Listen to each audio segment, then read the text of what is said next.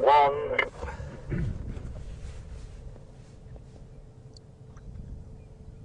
You are live.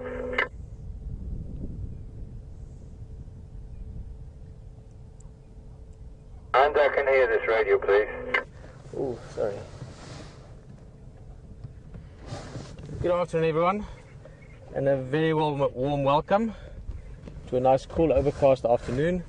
And big welcome to Will and Alex in control. Sorry, I forgot to plug my microphone in there, so we're still on the normal microphone, so you could hear control speaking to us. Behind the camera is Brian, and also welcome to Ashley, who's joined us today. She's going to be helping us some of the editing to bring you some of the little bits and pieces we see and some of the highlights. Ashley, I hope you can enjoy it.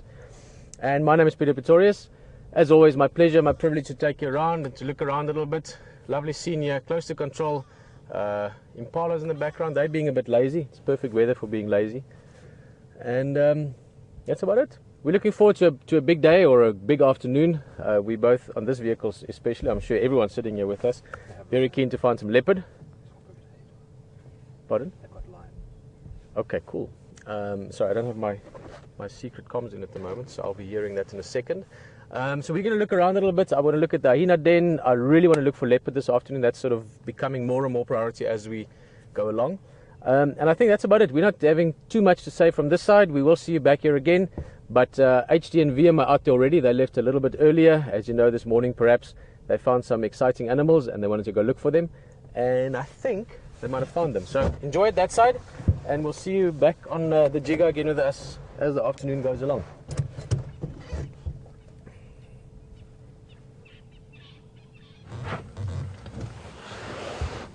Well, folks, we just came back to the location where we left these two young males earlier this morning, and we were very lucky to find them still here. It's not that hot today. It's about 26 degrees Celsius. I'm going to have to convert that for you in Fahrenheit. It slips my mind now. But the most important thing is we found these two boys again. And if you want to have a look, they're pretty content. They were just lying down, both next to each other, flat on their backs, like the one is doing right now. Really fantastic. About 2.5 years old, and what a pleasure to be with. So that's great that we've found them again, and we'll stay with them for a bit now until they get active. And I just wanted to sit with them for a bit and let you watch them because they were flat out before. Now they've gotten a little bit used to us. We're only about under 10 metres from them, probably about 8 metres, about 25 feet from them, and they're completely relaxed. It's just a pleasure to be here in the presence of such an incredible creature. And you can see their manes aren't fully developed yet. They've got a massive advantage by having that mane. When it gets fully developed, they can range from all different colours, from really blonde to very, very dark, and sort of have a blackish tinge through them as well. Just depends on the genetic line, and the variations are quite widespread. But that mane is a fantastic sort of symbol of stature and power. But it also plays a great role in protecting their neck when it comes to fighting and things like that, and their head. So not only does it make them look big and impressive, but it's a pretty impressive tool as well to protect them during scuffles that they may have within the pride, particularly in a coalition. A coalition can be two brothers or two cousins or two related animals from the same pride that have been ousted. Just because they're at a threatening age to the dominant male, but they're not quite strong enough to actually take him on. So that's probably what's happened with these two, and they will gain their strength and their power and their confidence as well.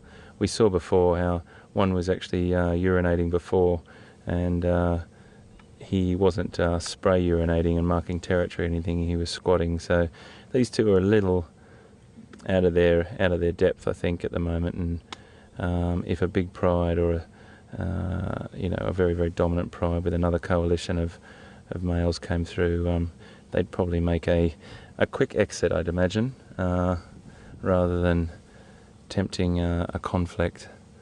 I'm just going to give control a call to contact Pete. My radio is just not very good in this particular area, so I'm just going to make sure that some of the other game drive vehicles know about this.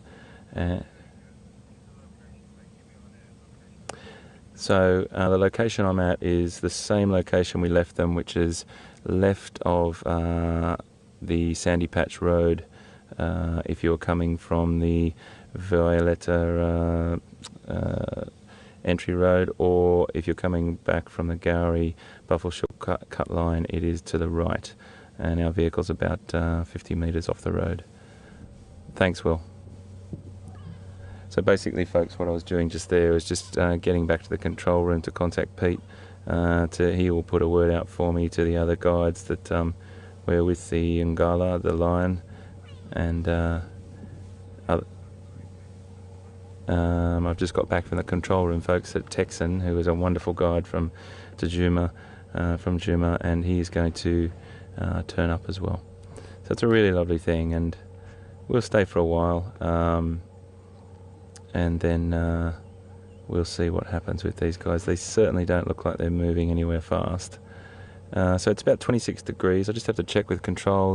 What's that in Fahrenheit?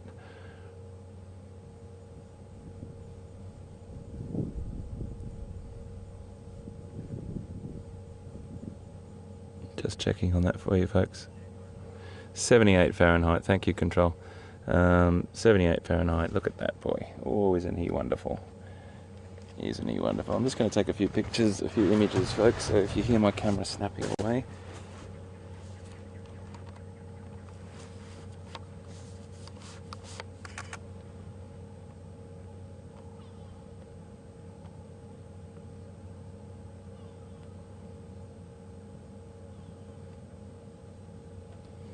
They're tired boys. Tired boys. Completely relaxed. I have to tell you the feeling that I've got right now, and Viam is on the vehicle with me. I didn't have a chance to introduce him with the lions right here, but again, Viam, my wonderful co-pilot on this adventure, he and I are sitting so close to them. It is a pretty awesome feeling, mate, isn't it?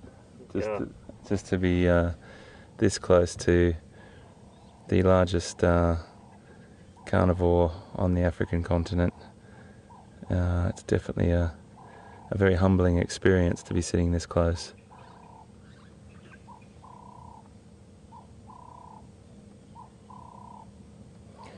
So one of the reasons why they form coalitions is to improve their chances of reproduction, and there's more power between the two of them. When it does come to a female that's in estrus or is ready to mate, there will be some conflict between the two of them. It's normally very, very. I'm not going to say the word gentle, but it doesn't.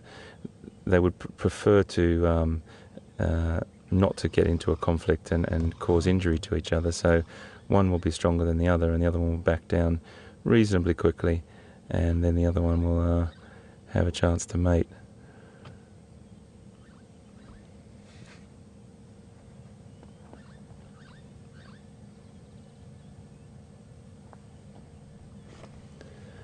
The interesting thing also is it may take up to 1,500 copulations from the male to have a successful pregnancy, so it's not easy work.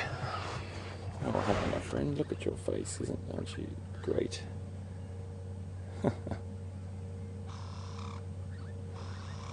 They're just magic, absolutely magic.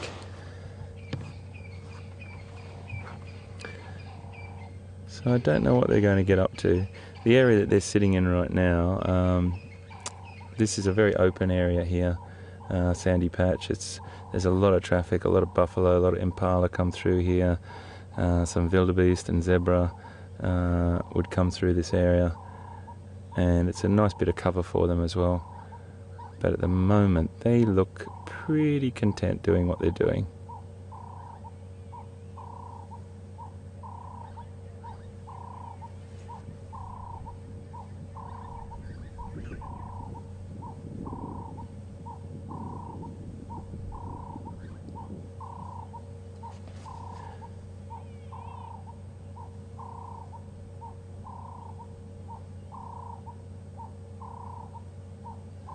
Isn't that beautiful in the background? That's that Cape turtle dove that we looked at yesterday afternoon, bathing in twin dams. It's such a beautiful sound in Africa. And seeing as we're watching one of Africa's greatest creatures, and the stories and the legends and everything that's been written about this animal, are definitely warranted when you're this close to them, and it's a very fantastic feeling. And I should say welcome to everyone. I do apologise, when we're in the presence of lions I forget to do the polite manner and welcome everyone, and thank you very, very much for joining us on the back of the vehicle today on Safari Live. My name's HT, and Pete is heading off to see if he can find some more lions and leopard as well. We were really fortunate this morning, but I'm sure he's going to come up with something today. He's fantastic at finding these things and has got some great connections over on Arethusa, and I feel like we're going to be lucky. This is going to be a lucky week. So we'll fly over to him as soon as we hear anything. But for the minute, we're just going to stick with these guys and sit and watch for a bit.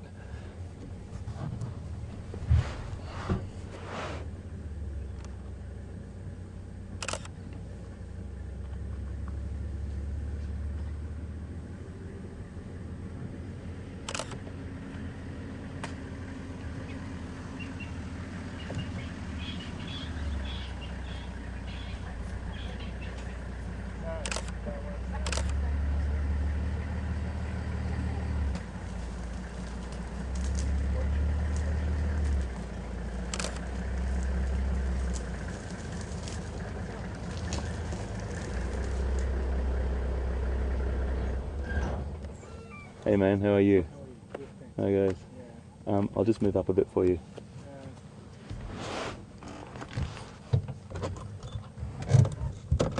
I'm just moving up a little bit for for Texan and his crew, just ever so slightly.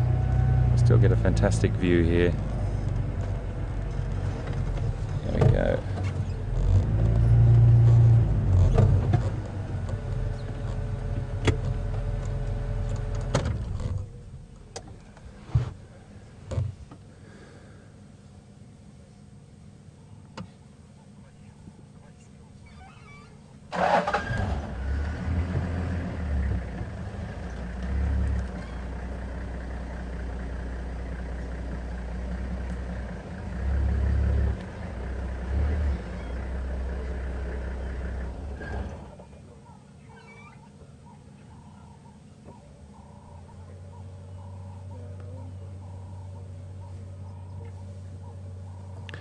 We just had a question from Anne in Los Angeles about how do we identify lions. It is a bit tricky, Anne, I have to say. There's some distinguishing features though, similar to how we identify leopards. We use that last row of whisker spots on the top of the whisker line, the right hand number first, and then the left hand number second. Oh, look at him! Look at him! Fantastic. And then we'll also use any facial scars or nicks or cuts in the ear, and those scars will stay with them for life most of the time. You might get one that might disappear over time, but most of the time the scars are telling signs of different individuals as well. So it's those whisker spots, and if you go onto WildEarth's Facebook page, our operations director Will Fox has put up a great a little sort of get to know, easy to use guide on how to identify a leopard, and similar things apply to lions, and so hopefully that answered your question. Go to the Facebook page and have a look, and it'll give you a bit of an indication.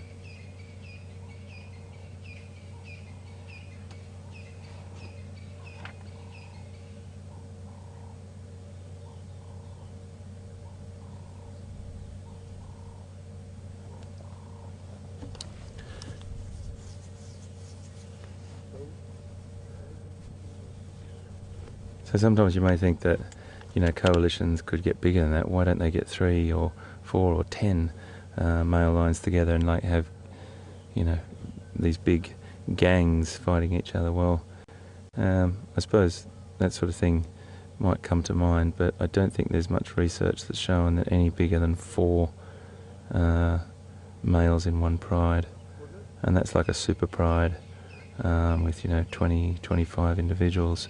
So I couldn't really tell you why that doesn't go further than 4, but I'm sure there's a reason. But I think the competition will be just too fierce within the pride, and then you start to get split coalitions within the pride. So oh, look at this boy! Just put his foot up on the put his foot up on the tree.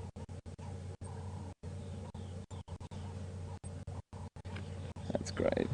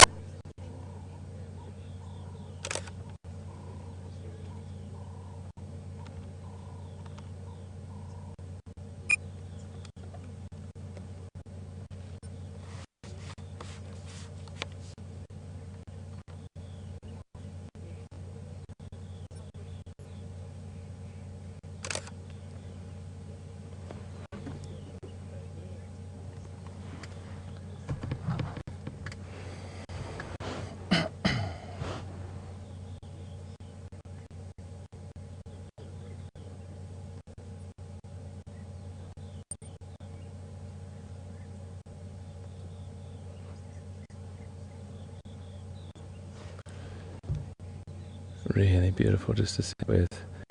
They'll probably be like this for some time, so we'll just have a think about what to do, and we'll just see if there's any action. It is only 4:15, so and it is cooling down. It feels like it's dropped a degree just whilst we've been here. The breeze has picked up a little bit. We'll just see what happens.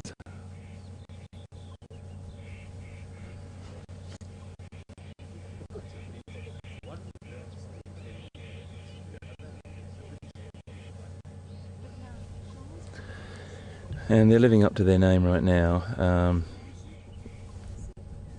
Their activity is pretty much 20 hours of the day inactive and about 4 hours of the day active. So they conserve their energy for those big hunts, and they're doing that right as we speak. 20 hours a day, pretty much inactive or being social, grooming, sleeping, and relaxing.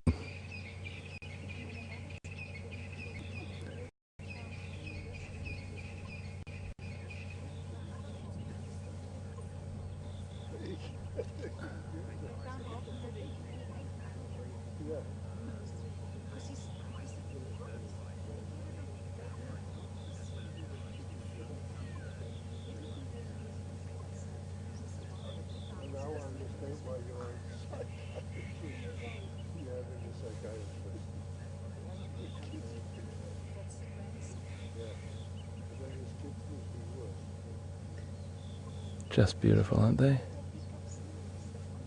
Well, we just had a question from Danny in California, and it's a good question, Danny. Thank you very much, and hi to you in California.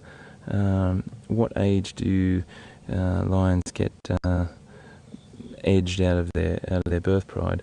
It's about 3 to 4 years of age.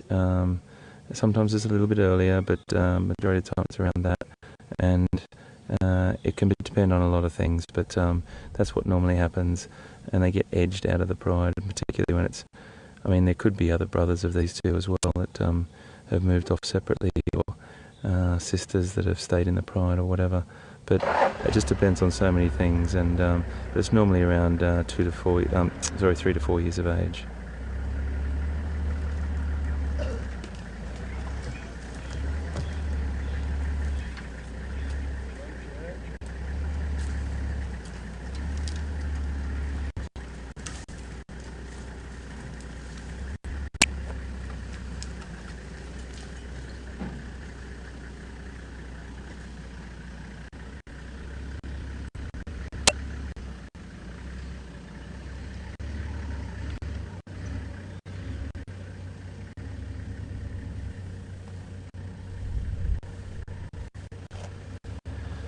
I think just sitting with them for a little bit is quite pleasant.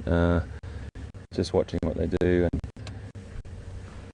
it's hopefully what you want to see. I really want to stay for a little bit longer if that's okay with everyone, because they could get up at any minute, but we don't know that. They normally become active in late afternoon.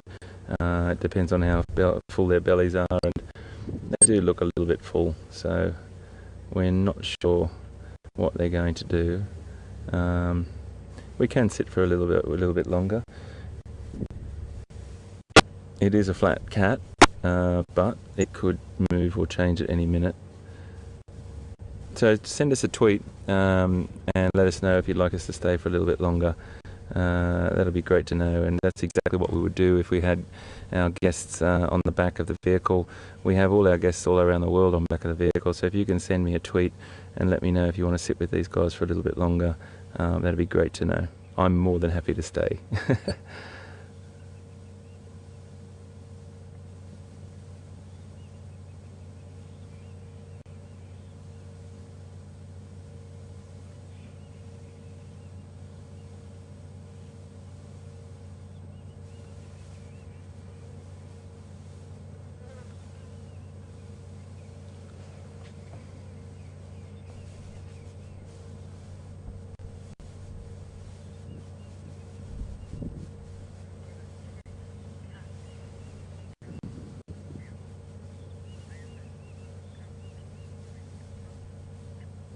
Oh, isn't that wonderful, VM?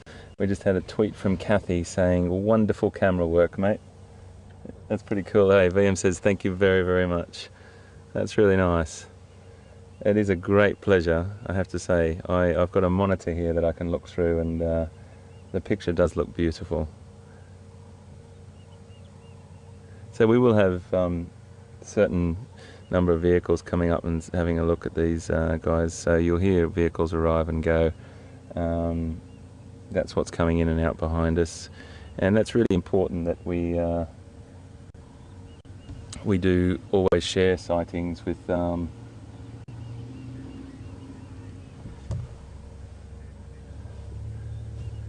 that's fantastic, guys. We're just getting lots of tweets through saying stay please. All right, we'll stay here for a bit longer and see what happens. That's fantastic. Thanks so much, everyone.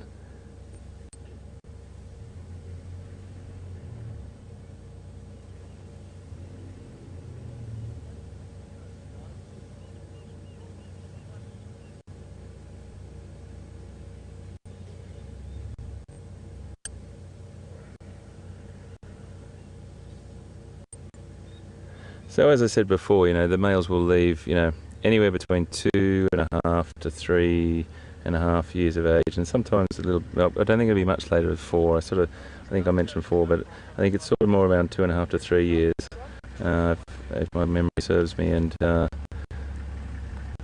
does just depend on what's going on.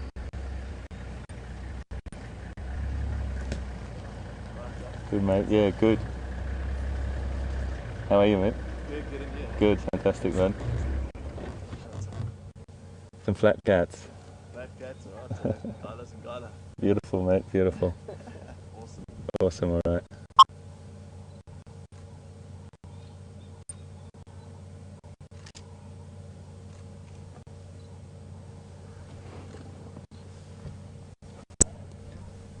Yeah, no worries.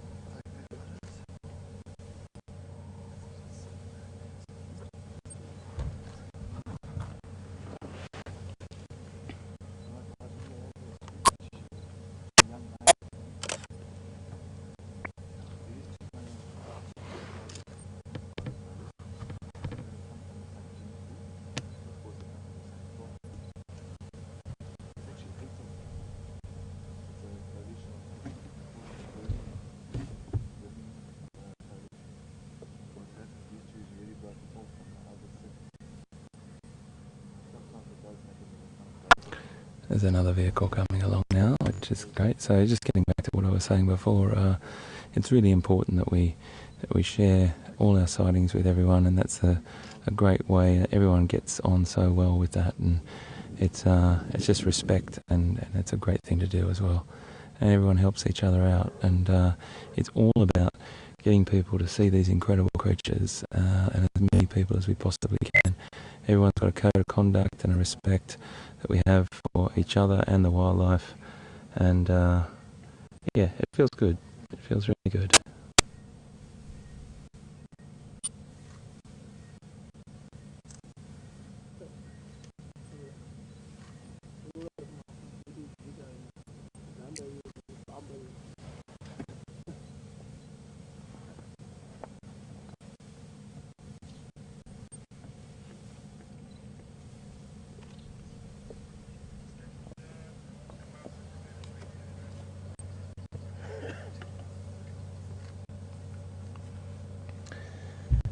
So this bit of habitat that they're in now is like a little sort of open, sparsely vegetated with different variety of shrubs and trees, but mainly grass, sort of open woodland. It's different to the riverine area that we go sort of looking for leopards in, even though you could find leopard in this, no problem at all.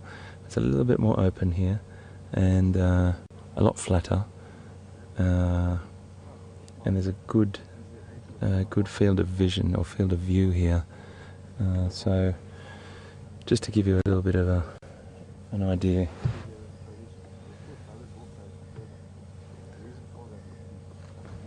Around this area, it's mainly the vegetation sparse, and that grassy sort of area through there, which gives them a great field of vision. And a lot of animals will use this area to make their way through to a very big water point down there.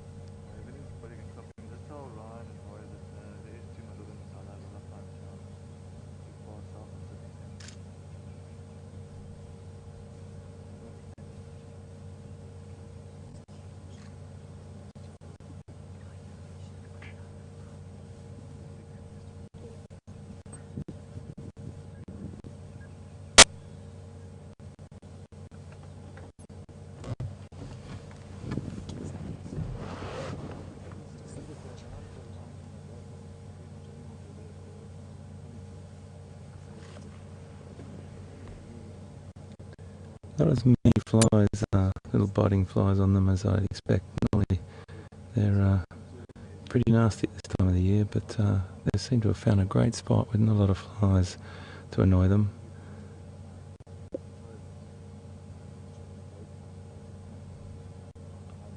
The male on the right has a couple of little flesh wounds, only small, on his face. When he does turn around or sit up, we'll be able to see that.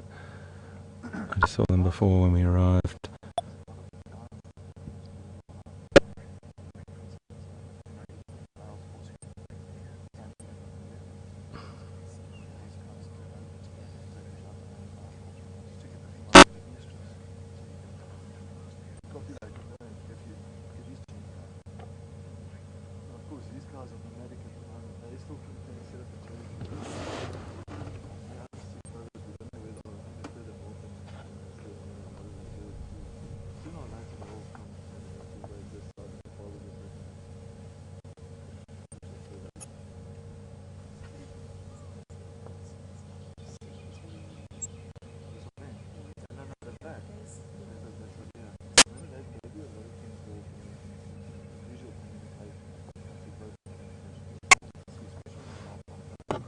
Just had a tweet from Michael.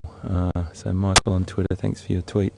Michael said he'd love to hear them roar. Well, yeah, I think we all would, Michael, absolutely. But that's highly unlikely from two young adult males. They don't want to advertise their presence really to any of the other prides. They're still trying to establish themselves and get some strength behind them.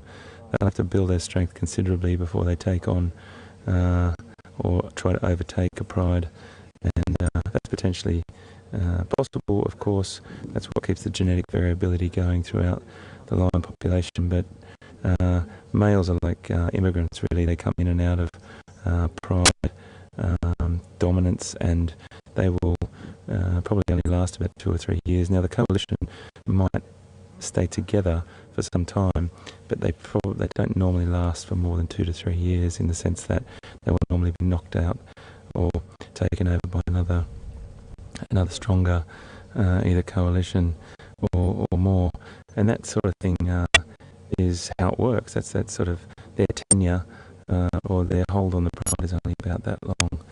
Now, when they get to that age, they'll definitely advertise their presence, and the roar has a multi-purpose sort of use. It's for advertising their territory. It's for socialising and communicating throughout the pride. Loads of different things, but unfortunately these boys will be very quiet for a while until they gain some strength and get a pride behind them.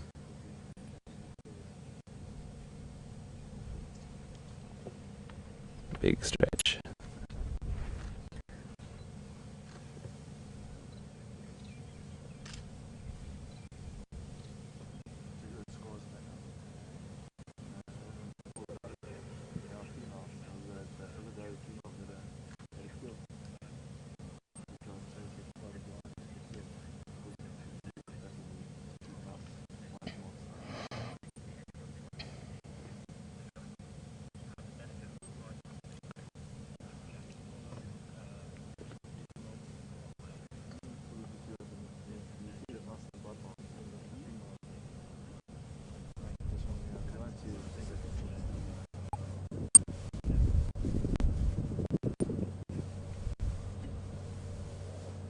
Just magic.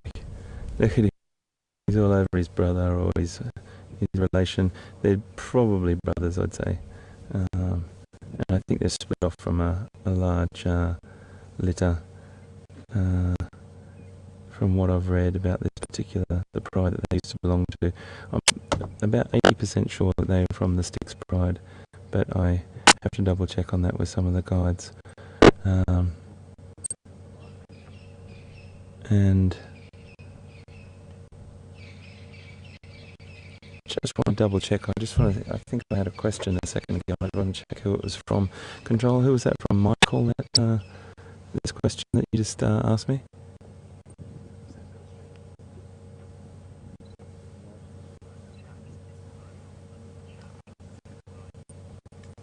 Okay, thank you, Control. It's from Jack in Long Island. Jack just asked a question about will they have any success at hunting, and will not having a pride with them be detrimental to their success?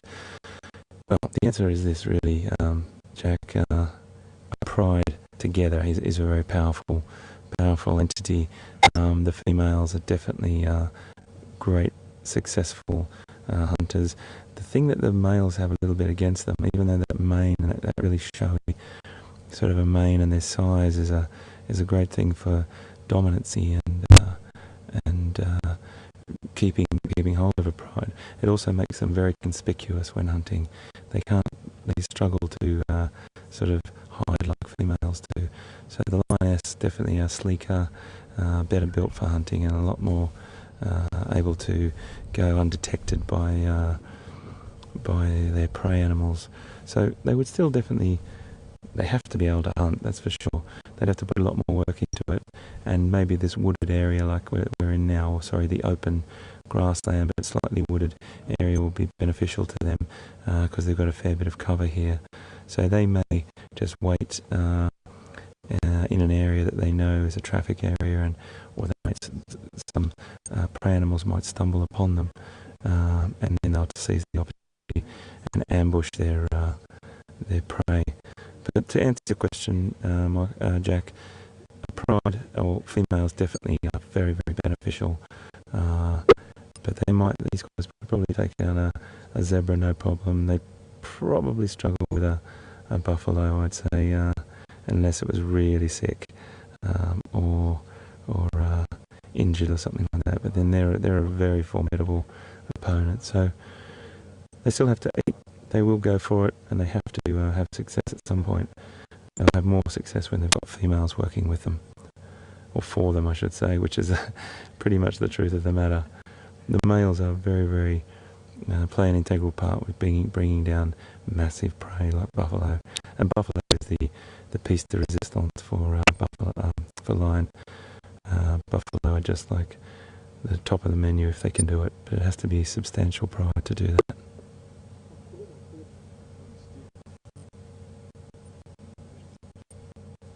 And then I also have to add, Jack, there's always exceptions to the rule. Always exceptions to the rule with wildlife. You might have a superb set of a group of males, a coalition that might be just expert buffalo hunters, and you might get 3 big males in a coalition that might be the ones that do it themselves. So, you know, nature itself and the natural world is just always throws curveballs out there, and there's always exceptions.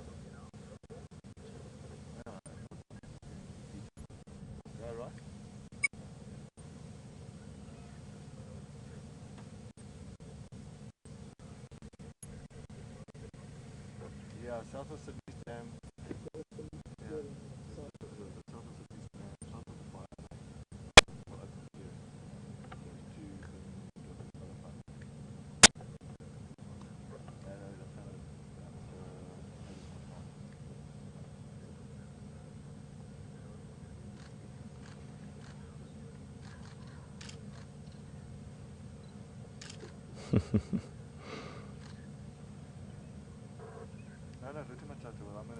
When we turned up earlier, just before we went live to air, they were both lying like that on their backs with their legs in the air next to each other like a mirror image.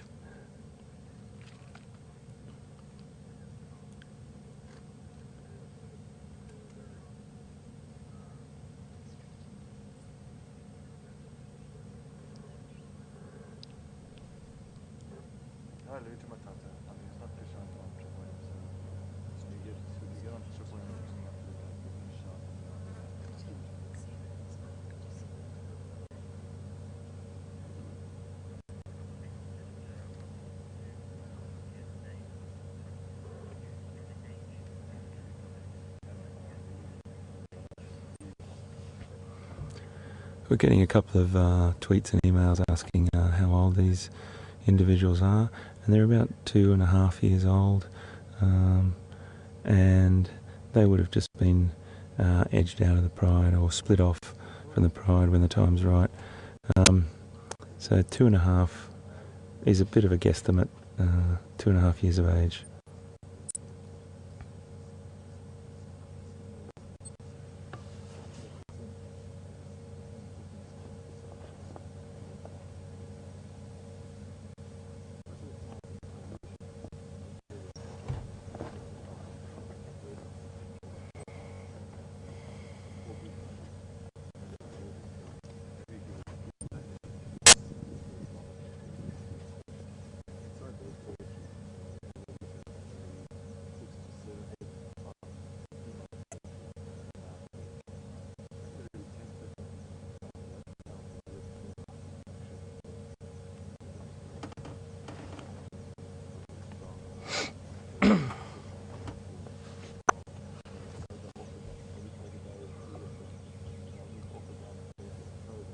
Interesting thing about lions is they breed year round, and that will be sort of synchronised with sort of takeovers really. When a group of stronger males come into a pride and take over a pride, there is quite a difficult thing to understand. But if you do get your head around it, it does make sense. Infanticide is quite common in lions, and that will mean that the winning males or the coalition will come in and kill all of the cubs that are existing. Now that might seem very, very harsh, and as we always say, it's raw and it's real in nature, but there's a very good reason behind that, and that's because he wants the females to come into, or the males that are who are successful at taking over a pride want the females to come into estrus or into season very soon after, so he can then have a genetic line of his own and carry on with a stronger genetic line. So I suppose what I'm trying to say is that it might seem really harsh that a lot of the cubs can get killed, which is a term called infanticide, but it's for a very good reason, and that is to keep the genetic variability, but more so that the successful males can mate with the females as soon as possible. It's a 14 to 15 week gestation period. Yeah, and they look after their offspring very, very carefully.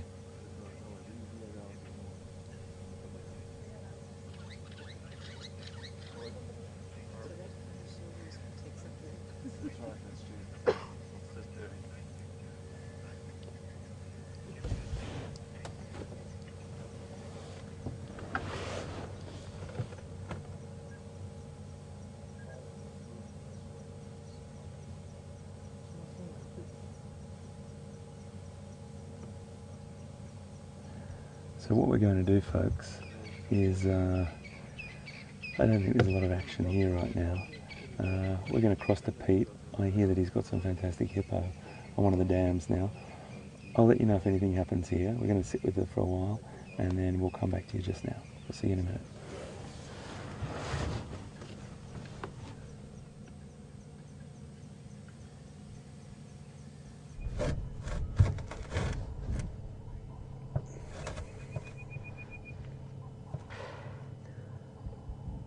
Well, welcome back, and I'm sure you've been enjoying the lions over there with HD. That's why they're called lions, because they're so good at lying around. This is good weather, and I think I didn't see much of them this morning. I had a quick glimpse, but Hayden was telling me they looked like they'd had a meal not long ago. So good lazy time for lions, and they'll probably be like that for a bit more, but as the afternoon progresses, I'm sure they'll get up at some stage and move, and it'll be great to see them then, spend some time with them. We've just been looking around, really hoping for leopard. Brian and myself have been talking. It feels like we do need to find a leopard this afternoon. It's the perfect weather for it. And we've been checking the area. We're up at Buffelshoek Dam. Look at that baby. Like all animals, they're just so awesome when they're small. So we're at Buffelshoek Dam. No cats, no wild dogs. We've had great wild dog viewing the last few days in various aspects. But quite a few hippos. Brian, if I've been counting correctly, 5, yeah, including the little one. And again, with this cool weather, they've been slightly more active than they typically could be expected this time of the afternoon. The big bull was scent marking just now, or dung marking. They flickered around with their tails. Let's just see, we might get a couple of big yawns and sort of just a little bit of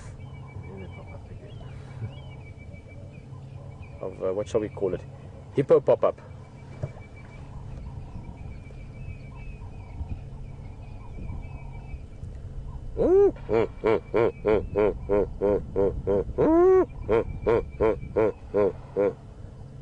That's a typical hippo call. That was me, not the hippos, but it sounds quite similar.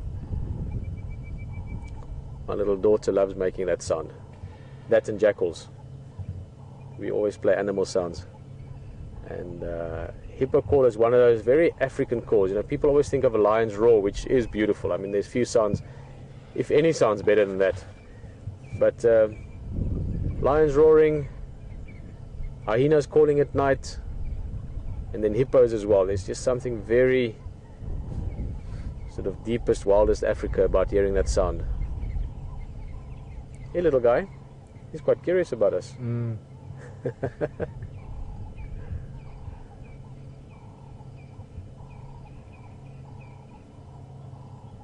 This is a lot of the time that you see hippos. This is what you see. Just the head.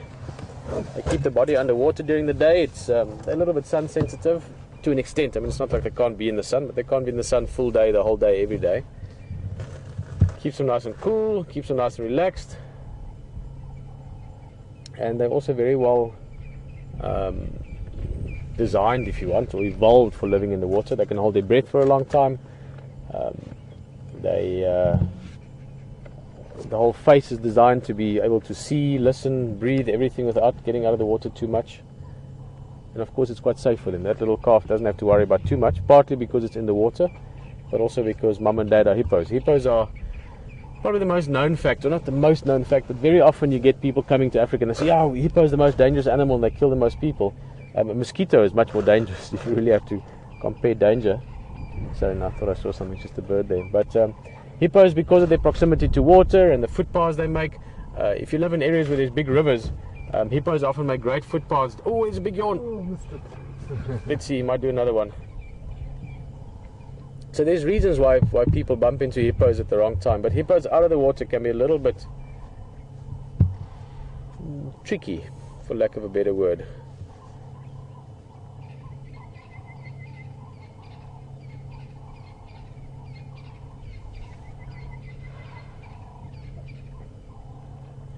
As always, lots of bird sounds if you listen carefully.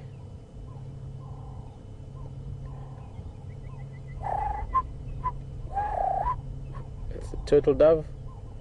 Franklin's, that sort of distant calls. Then you've got the beautiful call which you hear often in the lowveld, the orange-breasted bush shrike.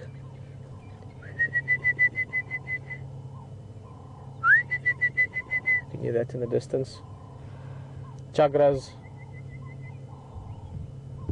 Different kinds of franklins. I can hear a plover every now and again. Beautiful setting. Come on, there's a yawn coming. No, it looked like he was lifting the nose up. Come on.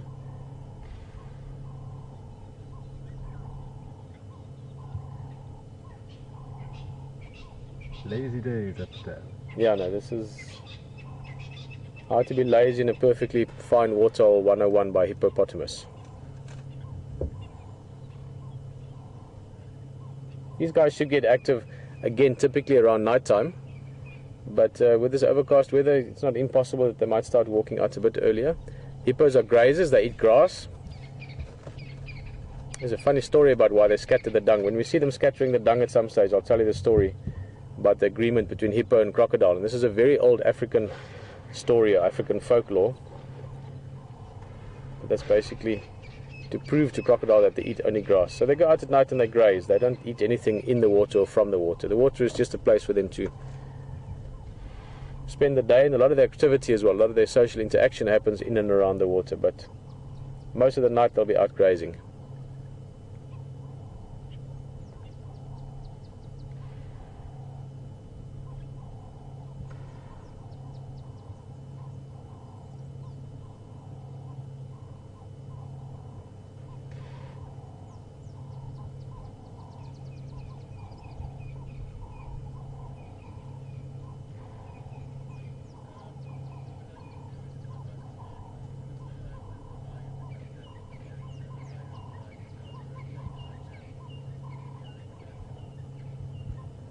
Alright, well, I was just sitting here thinking, I'm really enjoying this waterhole. I might spend a little bit more time here just looking around, see what comes up. If maybe Karula pops out, that's what we're looking for this afternoon, the female leopard.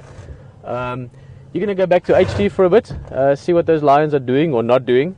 And I believe there might be one or two big surprises as well, closer to home, shall we say. But for now, enjoy it that side. We're going to stick around a bit. Anything pops out here, we'll get you back here as soon as we can. Otherwise, we're going to drive along and just see what this beautiful, overcast, cool afternoon has to offer. We'll see you in a bit.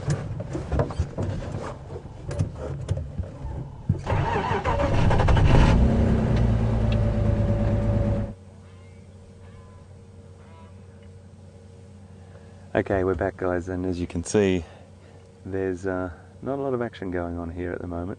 They're still flat cats, and I think they're going to stay like that for some time. I think we should take off and go down and have a look for some other beautiful creatures, and come back in about half an hour and see what they're up to. I think they'll pretty much be staying around this area, and we'll just keep our ears listening to the radio and then come back and have a look for our two little friends here. So we're going to make a move.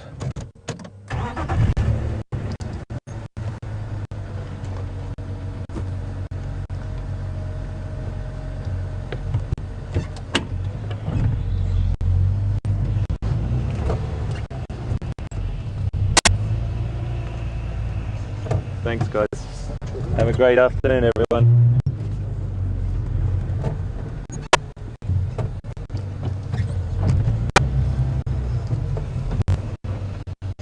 It's for lions. Oh, you guys do. Take care, everyone. This is going to be a bit tricky for us. All right, here. Can you grab that, mate? Watch that thorn on the aerial now, mate. There we go. Got that?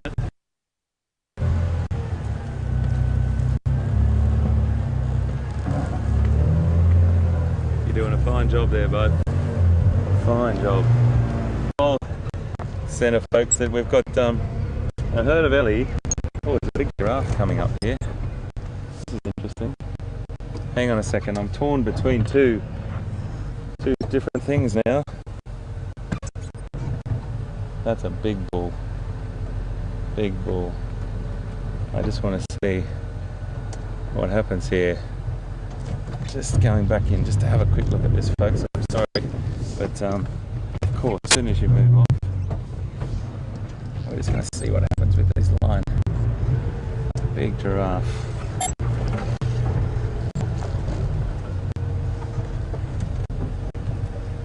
So you can see the giraffe there, scarred and battled old boy, and then the two lions have just woken up. It's always the way. As soon as giraffe's walking off, he can pick up that there's something untoward going in there. But the two lions have woken up. The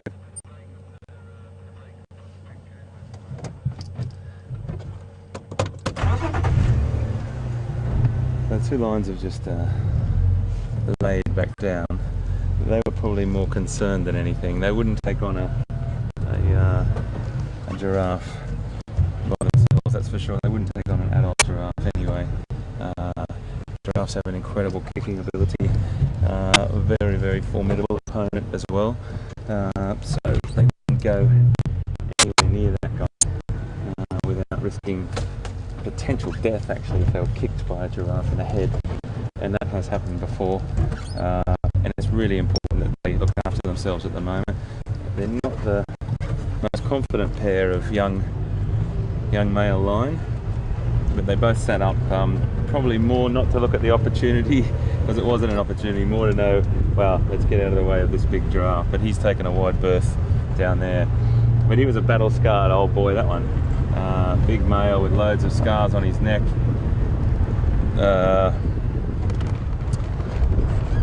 Potentially from an encounter with a predator, but I doubt it.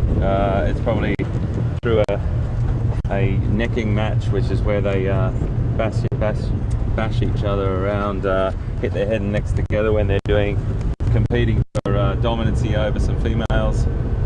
We're just going to head down here. We just had a word from, and I'm just driving a little bit faster than normal. It's not too fast, we're only going about 15 kilometres an hour, so, or 20 kilometres an hour max.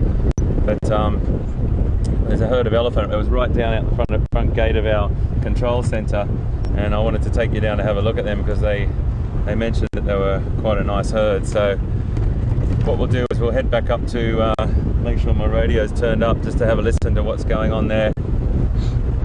And I just need to quickly just turn my radio up a little bit, if that's all right, everyone.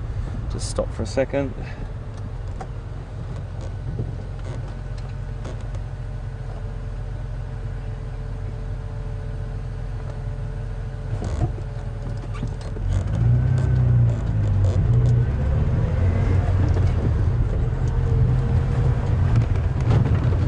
So our editor, Ashley, she went down to our little area we've got to make some tea, and she came back and she encountered some elephant. So she had 3 cups of tea in her hand and had to contend with some elephant.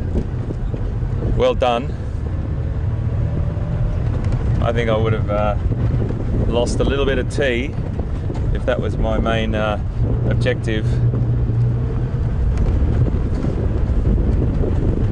So we're just going to go down this road a little bit, folks, and then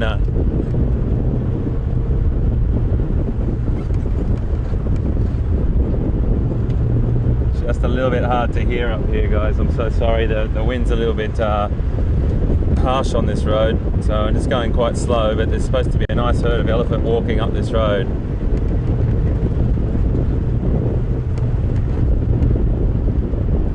I'm not sure if it's a breeding herd or if it's a bachelor herd, but we'll soon find out. We'll take it a bit slow. There's not a lot of places to turn around here, and I want to get you home safely. That's the most important thing.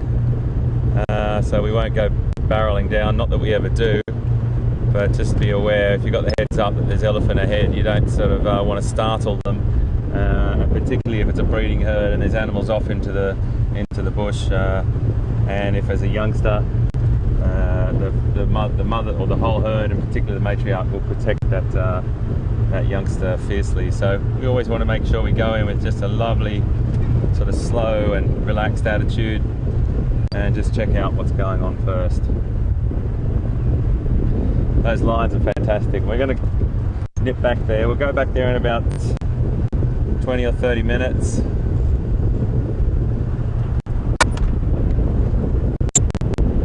As I mentioned, those two males are definitely finding their feet. They're a bit uncertain of life at the moment. They're probably on lots of different territories or home ranges, and I'd imagine they're going to be keeping rather quiet at the moment, those two boys.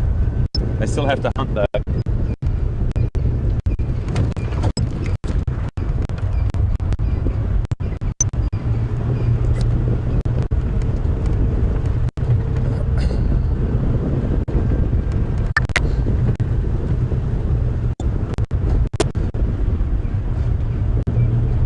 Wow, what an amazing couple of days so far, and thanks for being on board with us. It's always an absolute pleasure, and the questions are brilliant. Keep your questions coming to questions at wildearth.tv, or if you want to tweet us, it's #SafariLive, and we love hearing from you and we love answering your questions, particularly when they're really pertinent to the situation that we're in. It makes us makes the game drive, the safari drive, a real sort of focused journey, and you're really helpful with that. So I'm finding out exactly what you'd like to know, exactly what it would be like if you were sitting on the back of the truck with me. It feels like you're on the back of the truck with me. It feels like I've got hundreds, if not thousands, of people sitting on the back of the truck with me, and as has Pete. So it's a great thing. It's great to see Pete's vehicle all good as well. Jigger is he loves that car, and I was a bit sad when it went off the road for a couple of days. But you know what? That brought Pete and I together in the same vehicle when we encountered those wild dogs the first time. So I'm sorry, that first hunt, which was an extraordinary event to experience together. So it was fortuitous in a way that it did happen. Just looking for these elephant. They're the big grey things with the long bit down the front. If you see them, let me know.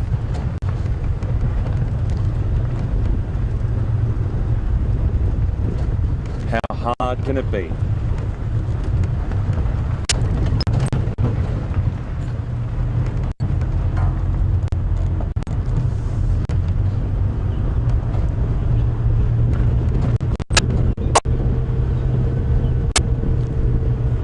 Let's see if we can find these guys. We're looking on the road for tracks. It's very easy to see elephant tracks. The big round one at the front is the front foot, and the ovular shaped one at the back. There's one just there. Okay. Any more around here? Just down beyond those trees here is our is where we stay during the day, and our mechanic shop and things. And I'm just looking for, just so as to show you, I just want to show you how close these animals can be. There we go. Now that bull there is that a good spot for you, Liam? He's a beautiful boy.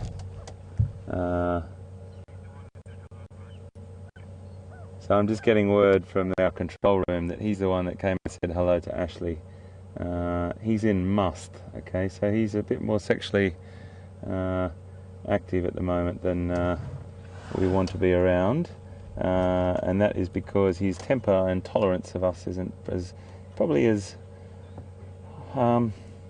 what's the word I'm looking for? Probably as generous as what he would be if he wasn't in lust. And that's that temporal gland down the side of his face there gives us that indicator. That secretion is a very aromatic odour that exudes from a gland there. And their tolerance level is just a little trickier. But generally speaking, the boys are very, very quiet, very relaxed. Just have to stay a respectful distance away. That looks beautiful, doesn't it? He's got some wonderful, wonderful tusks on him there. So you can imagine coming out the back door of your house with a couple of cups of tea to walk up to the office, and this gentleman is there to greet you.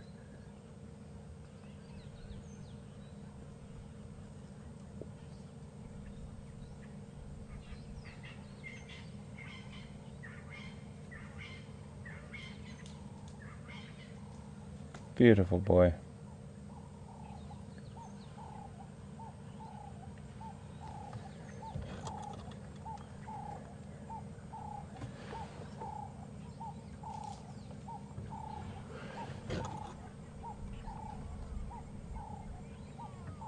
Isn't that beautiful, that Cape Turtle Dove?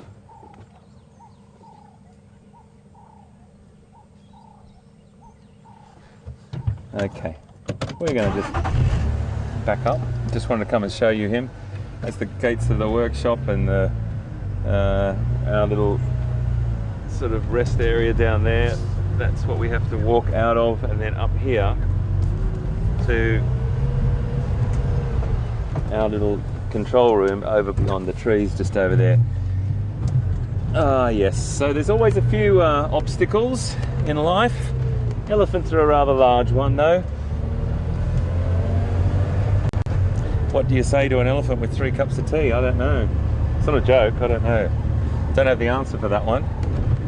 Walk backwards maybe? Great stuff. We're going to hook back up in here now.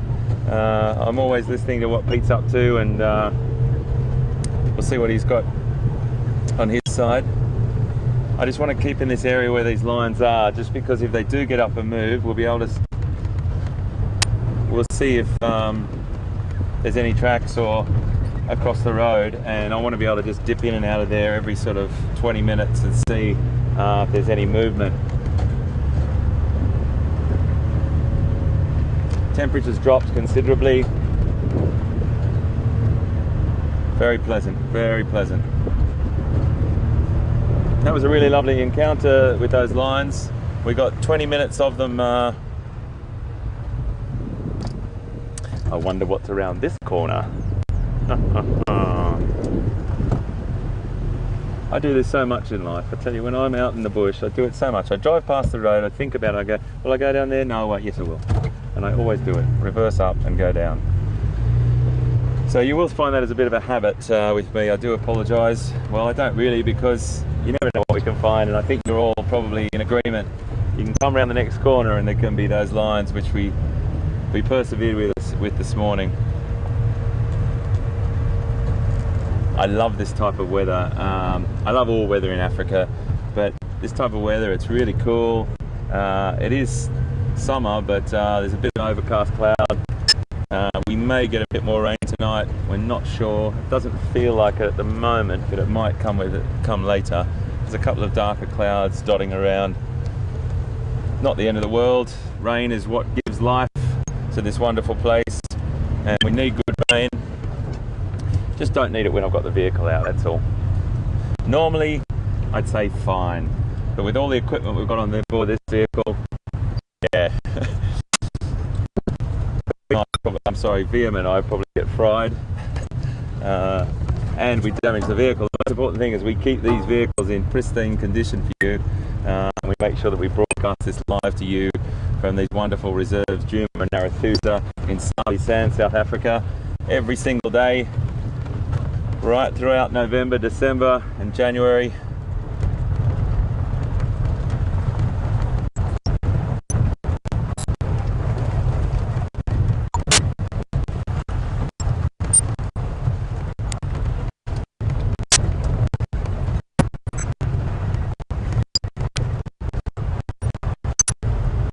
So it's interesting to come across different lines in life.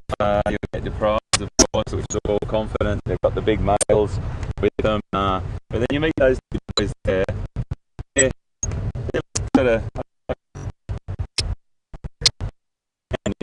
job. You've got to go out and work it out. Just, you've lost us just there, folks. A little. Do apologise for that drop up. As soon as we go down in those dips, just in this area, we get a little bit of wake up. Hopefully, we're back with you with good solid signal.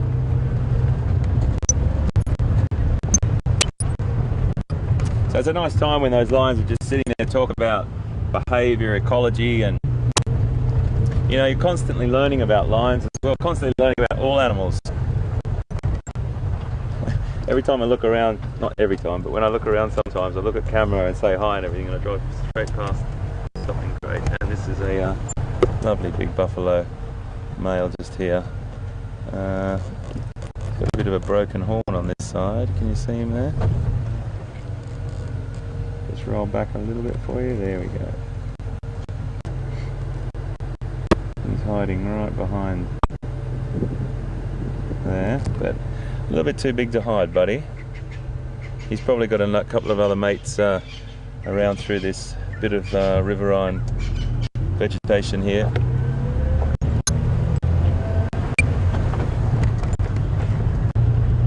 But it's just lovely, as I said, to sit with those lions, and even while the picture's on them and they're sleeping, just to have a bit of a chat with everyone and get some feedback from you on Twitter, on emails. And that's what the whole game drive and safari drive's about. We'd sit there and we'd talk about it. We'd have a bit of quiet time as well and just watch, share as much information as we possibly can. But everyone is always learning constantly. You're watching, you're seeing new behaviour, seeing unusual behaviour, and that's what it's all about. That's exactly what it's all about. Sometimes, you know, Pete and I have discussed, you know, we have to think, really rack our brains for, you know, a gestation period or the largest.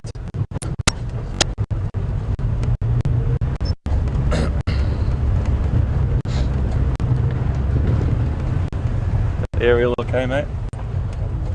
How's that signal? Have I got you back, everyone? Hopefully that signal's a bit better, folks. I'm just going to try and move on to some higher ground. As I said before, the weather can have an effect. We're not sure why, but I'm just going to climb up this hill a little bit and hopefully get a bit better signal for you.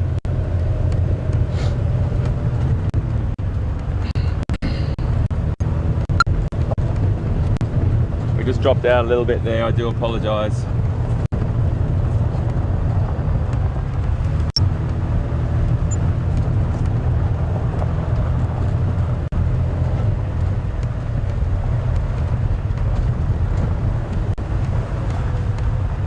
Always looking in this area for leopard as well,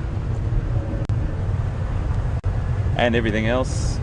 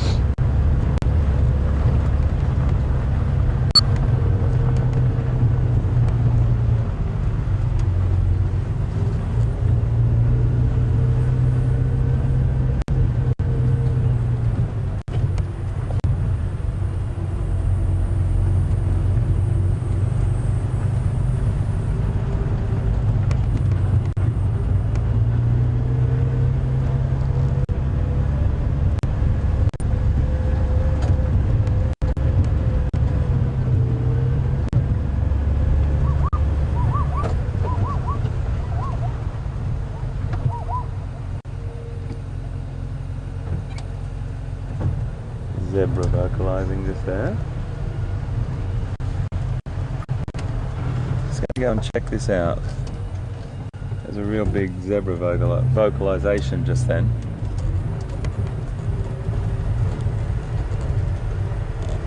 You may have picked it up as I was driving.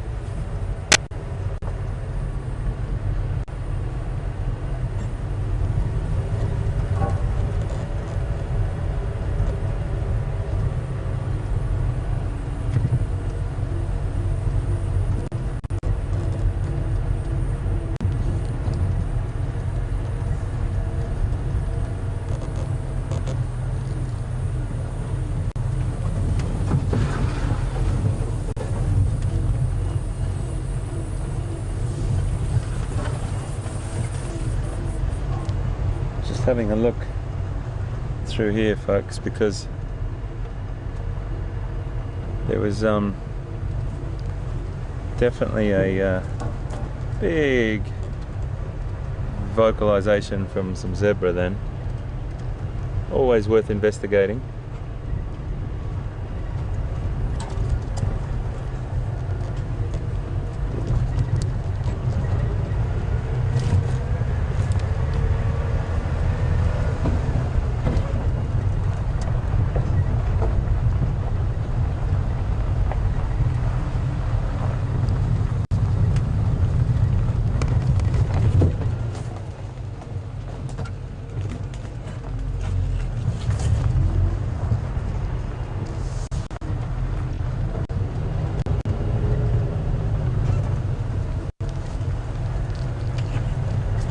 Can't see anything at the moment, but we'll just have a peek down here a little bit further. Just watch your head, Liam, and everything else.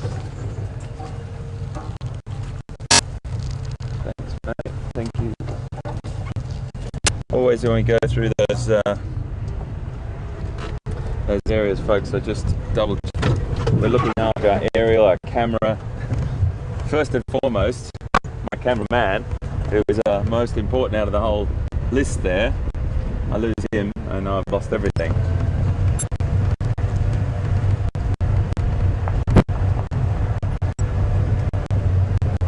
These elephants have been active here, hey?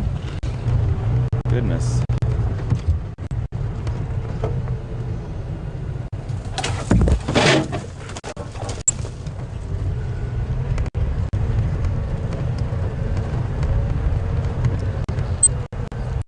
So we're going down to a little bit of a dip here, folks. So if we do lose you, just stick with us, and I'll come back up. I'm going to come back up that other road and gain some altitude again.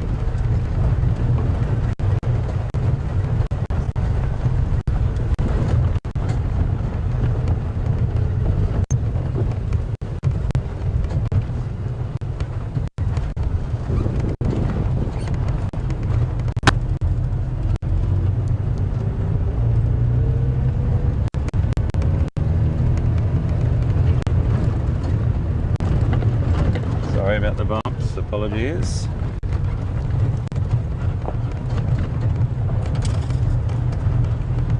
Just going to head back up towards where those lines were. It's been about half an hour now, and we'll see if they've made any movement whatsoever.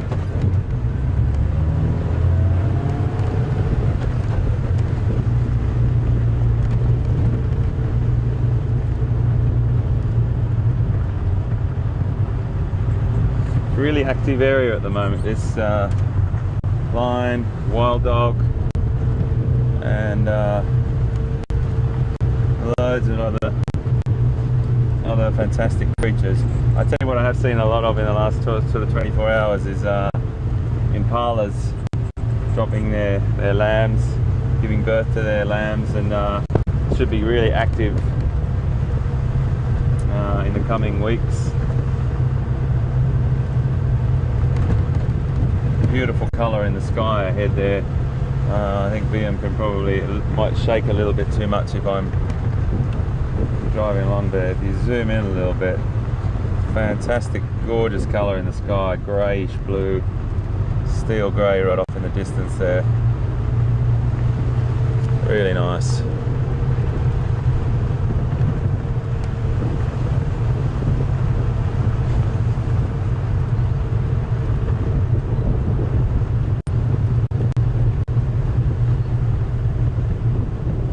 Going to carry on down this road a little bit, folks. It's the quickest way to get back to that location. As long as the road, even though the road looks straight, there's loads of things all in throughout here. It's exactly the spot where we picked up the wild dogs yesterday morning. They travelled all the way down here through the bush, and we had to make the decision to follow them through the bush or come off onto the road. And it was a tricky one, but we got there in the end.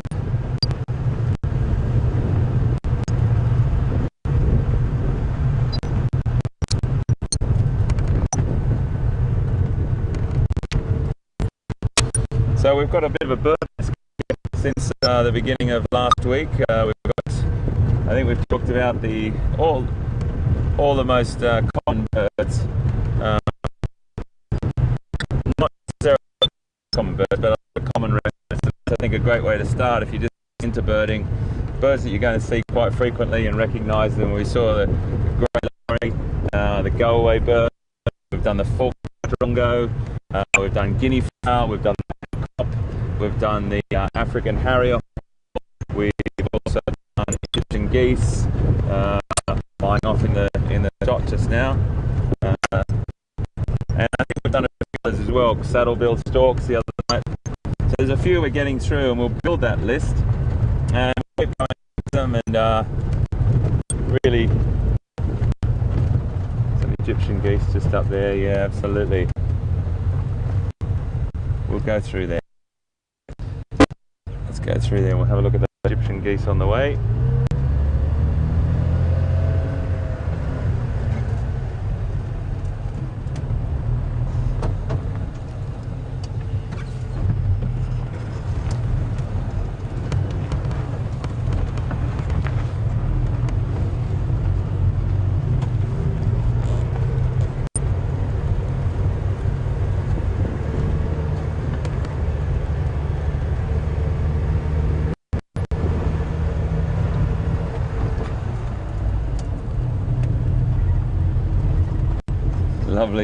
Lovely little flock of Egyptian geese here. These guys are cool. There's loads of them walking across there. Beautiful. We've just had a question from Debbie in Vancouver, and Debbie has asked, what is, you look a bit more information. Hi Debbie, and thank you very much. Vancouver, beautiful city. I've been there many a time and really enjoy my time in Vancouver. The question Debbie has asked is, what's the sort of relationships between lion, wild dog, hyena? And it's quite complex. I think most people would know that lion is right up there. It's very rare that lion would get their kill taken away from them, but there has been certain occasions where hyena, particularly in great numbers, will take on a lion pride, no problem at all. Hyena are not just scavengers as well. You have to remember the hyena is a really formidable hunter. Cheetah really need to, they're the speed kill specialists, and I think most people know that. They have to consume as much as they possibly can very, very quickly, because they get their kills taken away from them quite easily by hyena. Even leopard, even wild dog would do that, and lion would do that no problem at all. I'm just looking to see where our lines have gone. Let me just keep my eyes open here, folks, and see what we've got.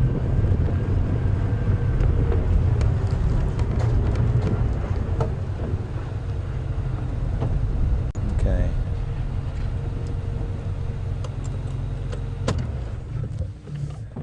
We're just going to wait to see who comes out, and I'm not sure, because I haven't got great radio comms in this location here.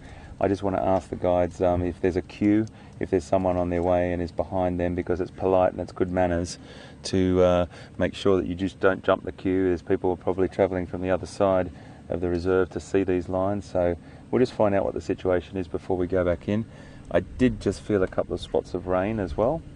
I just want to warn you now and let you know that I'm only about 5 minutes from our control room and our cover. I might have to make a beeline for that, so I do apologise. I just want to warn you. A couple of spots just hit me on the face. We'll see how that goes.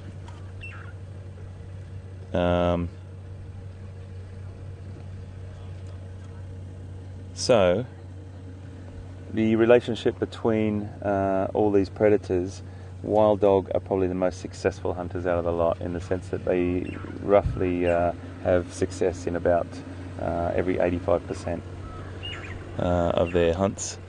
And hello mate, how are you guys? Good. So we might just head on back in, guys. I think it's all square for us to do that. just have a look at our lines.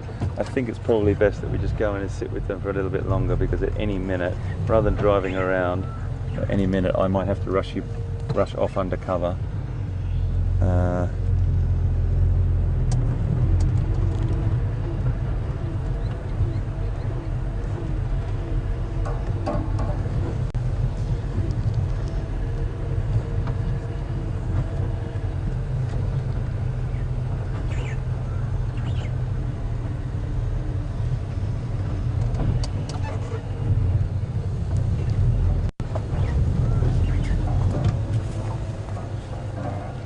Hello, mate.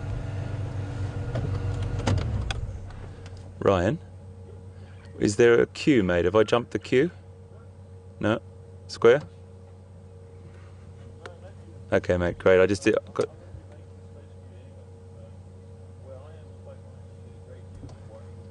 Fantastic, mate. Fantastic. Yeah, it's okay, mate. We'll move up a little bit, but when you let me know when you want to move back, and I'll... Yeah, no worries, mate. We're fine. We were here before. We just went for a bit of a drive and come back.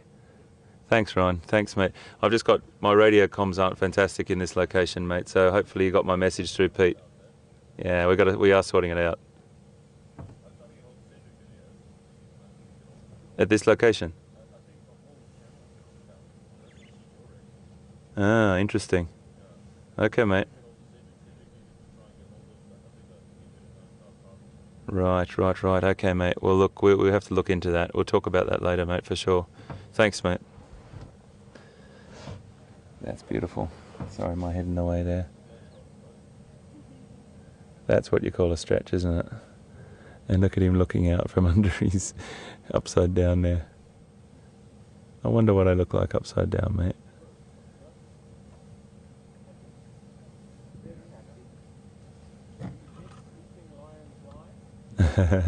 So Ryan, who's a fantastic guide here on Arethusa, he's just been telling me that he's had radio problems in this area as well.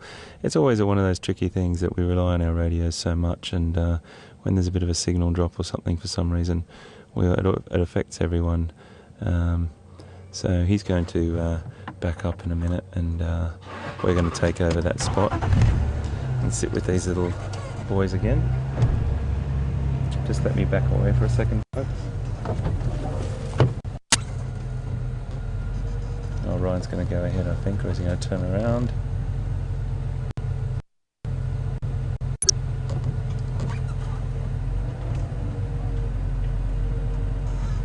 Let's let Ryan turn around, I think it's probably better.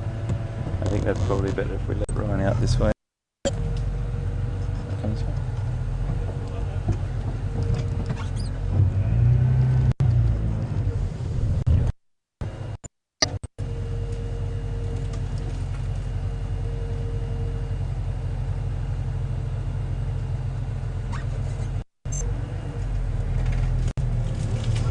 Thanks very much, mate.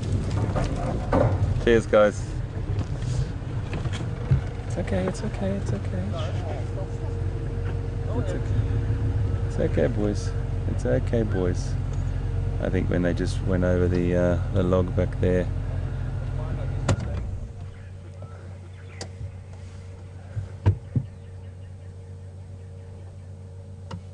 They're fine. They're fine. Aren't they beautiful? Ryan's just saying when they see a camera and they go live, they get up. I don't think they were listening to that before. Oh wow, isn't that magic? Wow.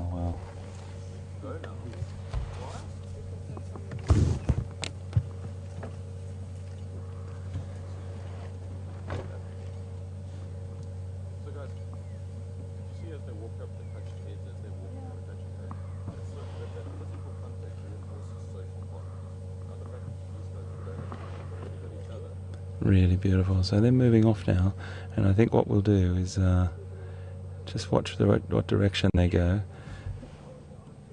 and see if they lay down again or if they carry on. we'll just watch dot direction, and then we might use the road because it's quite thick through there, and we might use the road to make our way around.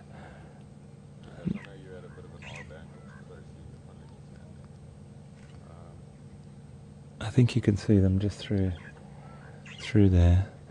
You can see also how fantastically camouflaged they could be at a distance. All the same sort of colour tones as the grass and the trees. And what we'll do is just keep our eye on them.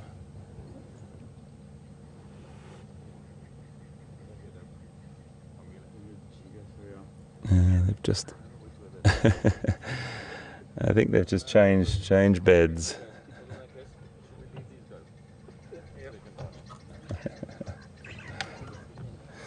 Sorry? Because we've discussed it. If it doesn't pay rent, let it get out.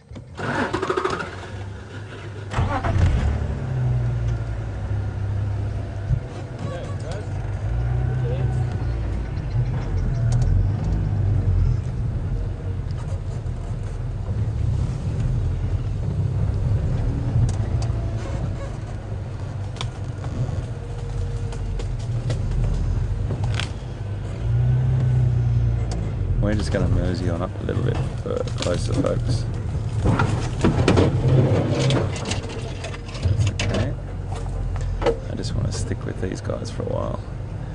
Just watch them. I think it's a nice... Is that a good shot for you, VM, just there? If I get my head out of the way. I might just nose in a little bit more, mate. Let's just see what I can do here for you. It's okay, my boy. It's okay, buddy. Don't worry, we're not going to come any closer. I'm not going to disturb you. I'm trying to get my dear friend on the back to get a nice picture of you. How's that, mate? There we go. A little bit. Is that okay?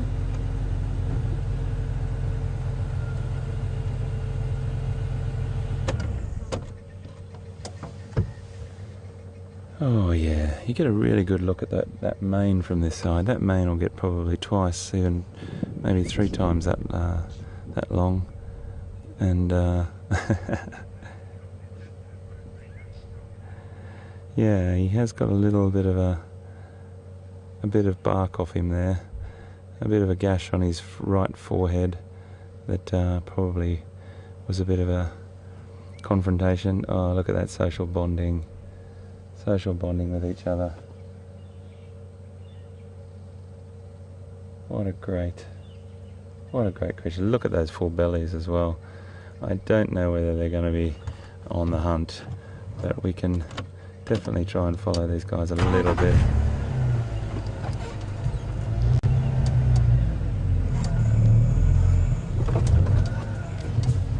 A little bit tricky through here, folks, so you're going to have to bear with me.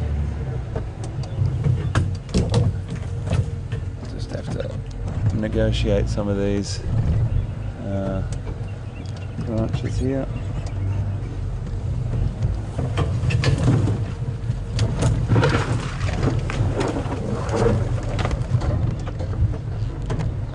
Some of these trees will just bounce back underneath us, so something really interesting to watch here.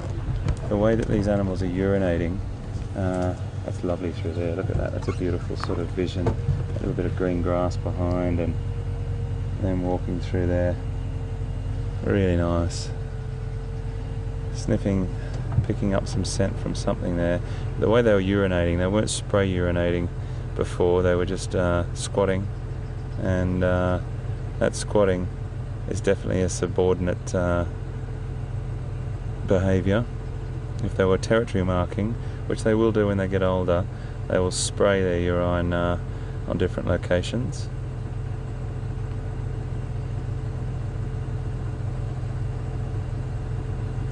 I'm in a really tricky spot here. A really tricky spot. Lovely. He wants to play and lie on the other one there, and the other one doesn't want to do it. I'm just trying to find a way around to get closer to them. So bear with me, folks. I just want to... Obviously don't want to keep keep moving them, but I don't think I'm going to get around there, VM. What about down through there and around? Sorry folks, you just have to bear with me here. It's a really tricky location we're in. Very, very tight. We've got to make the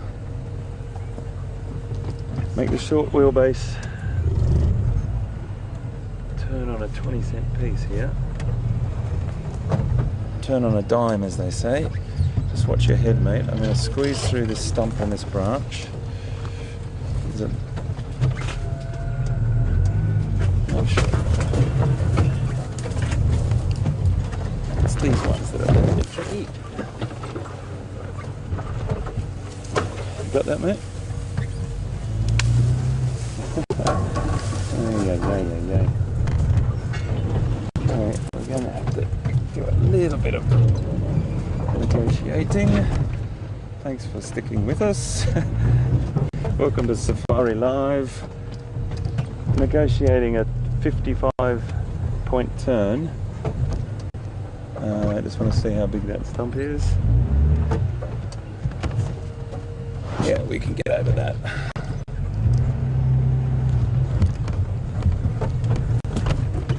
Hold on, everyone.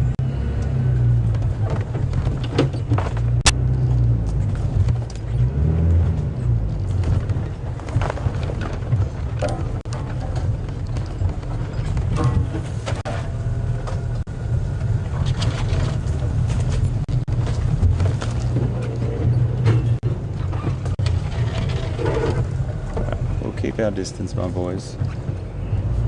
We'll keep our distance. That's a lovely bit of vision there. Lovely cool spot here in the grass.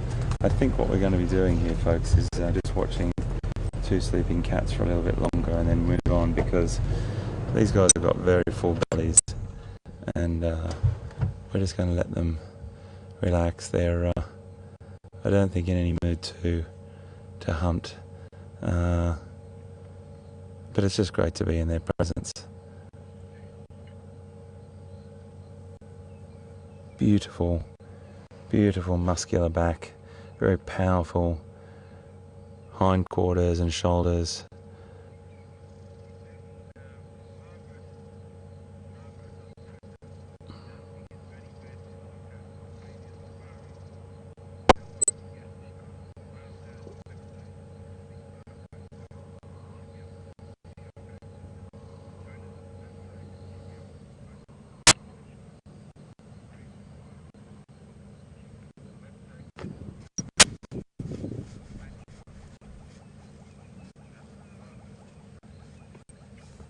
Aren't they just magnificent?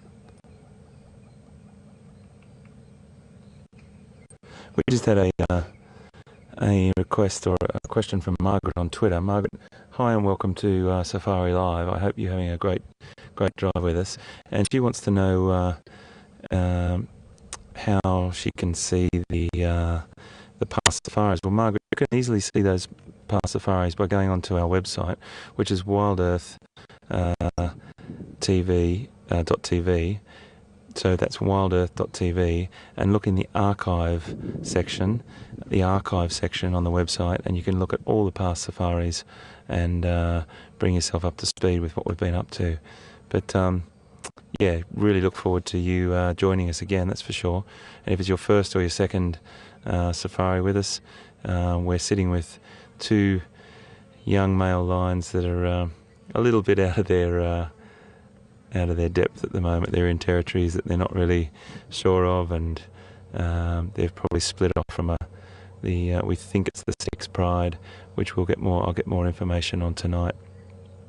And they've got a long way ahead of them. They've got to gain their strength, get confident, and then attempt to take over another pride. Sometimes what will happen, and this is only sometimes, as I always say, there's exceptions to all the rules. You will get females that will fiercely defend their cubs in a situation where two other males or a coalition or another single male takes over and beats another male to take over a pride. And then, as we said, that infanticide, that sort of situation where the successful the victor, he will potentially kill all the other young cubs or the ones that can't get away from him. There is an occasion, and I've read that some females will actually fiercely protect their cubs and potentially split off with their cubs and leave that pride as well. So there's all different things that happen. It's volatile. It's when it's all settled for 2 or 3 years during his tenure, as I said before, it's quite strong, and they'll all bond together, and particularly having a litter will make the bonds quite strong. But those females occasionally will break off. Now, if that situation occurred and these two boys came across a female with potential cubs, or even just some females that split off, that could form a small pride. Loads of different things happen, and it just all depends on many different contributing factors.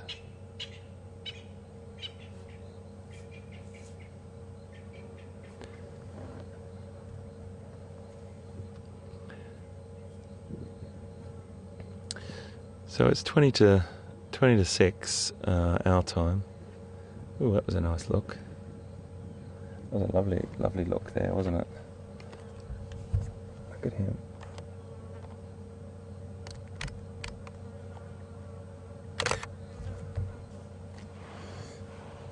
I do love it when they look up like that.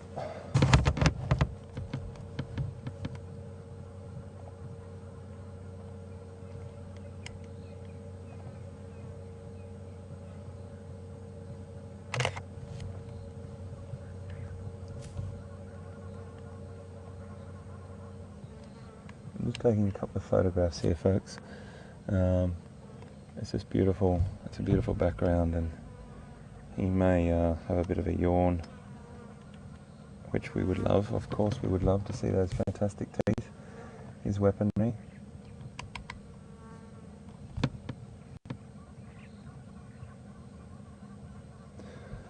I hope you've had your dinner or your supper. Just to share with you, I like to share temperatures and sights and smells and sounds. And yeah, there's definitely an interesting smell around us at the moment, if you know what I mean. I think we may have just driven over the place where they stopped to go to the loo, I think. Sorry about that, but I just wanted to I like to share everything with you. Gosh, he's a beautiful looking male, isn't he? That mane is going to be superb.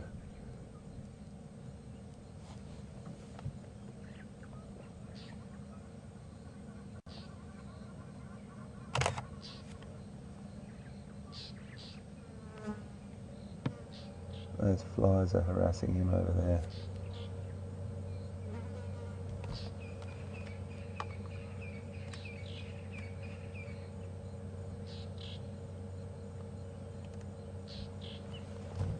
That's really nice.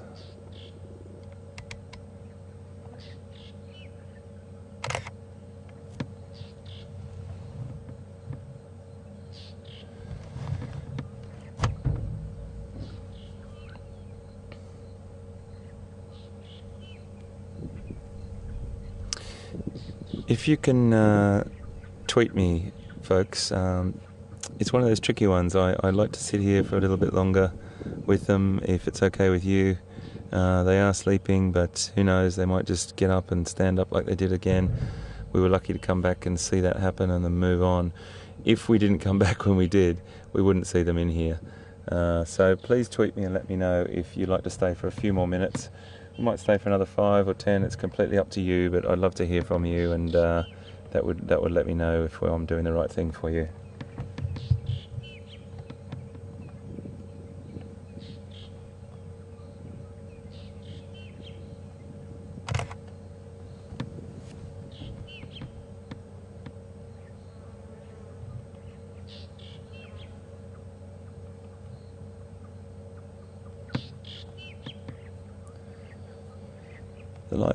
The light is dropping at the moment,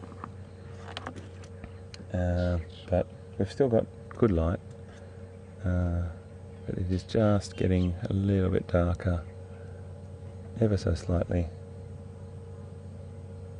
What a special moment, just to be sitting here with these two beautiful male lions. And the interesting thing is, it's coming to you live. It's every single thing that you're hearing and seeing is coming to you live from Sabi Sands, from Arathusa and Djuma game reserves in South Africa.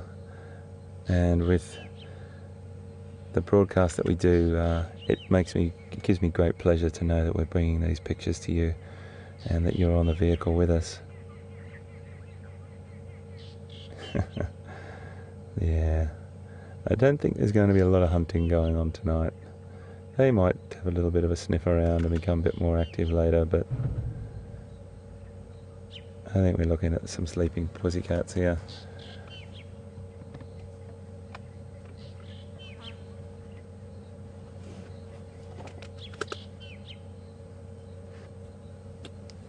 Hopefully we're going to see some females at some point.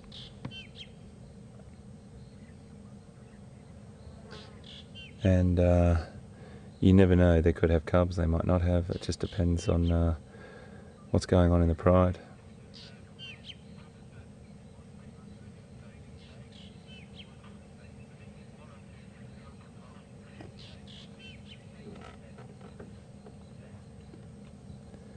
Thanks everyone. I just got word back from control and 90% of people on Twitter say stay, so if it's okay with everyone, we will for a little bit longer. And for those 10% that want us to move on, we definitely will. I just want to see what they do or watch them sleep a little bit more, but we might get a little bit of action. I've just noticed something up on the tree here. VM, if you can just pull back up on this tree here, there's a fantastic millipede going up this tree. I just want you to have a quick look at this millipede. He's really fantastic. Just zoom in there for me, mate. That's great.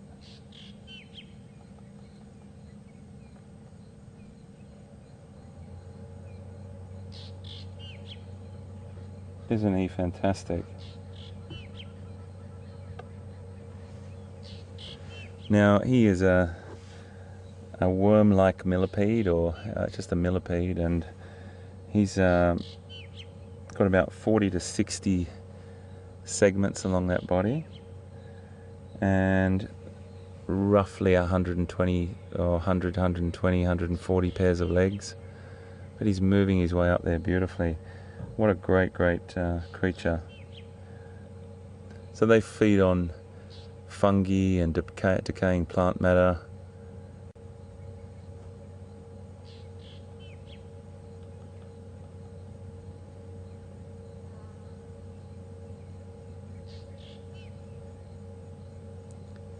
The female of the millipede family, she'll weigh about, she'll lay a couple of hundred little eggs about the size of a pinhead, and then what happens is when they hatch, it's really interesting, the little millipedes only have about 2 to 4 legs, so they do grow those legs and segments as time goes on.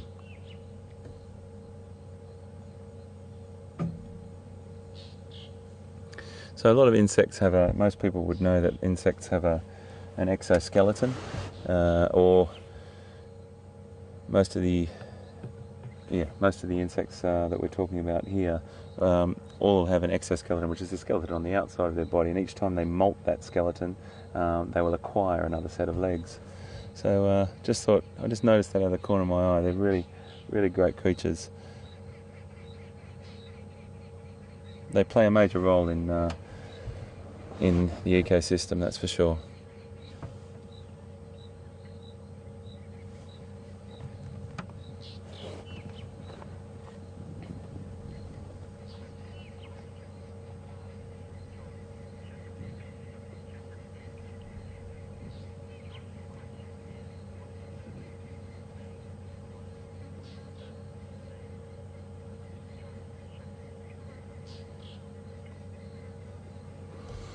We just got an email from Joyce in Chesapeake, in Virginia, and she wants to know what's the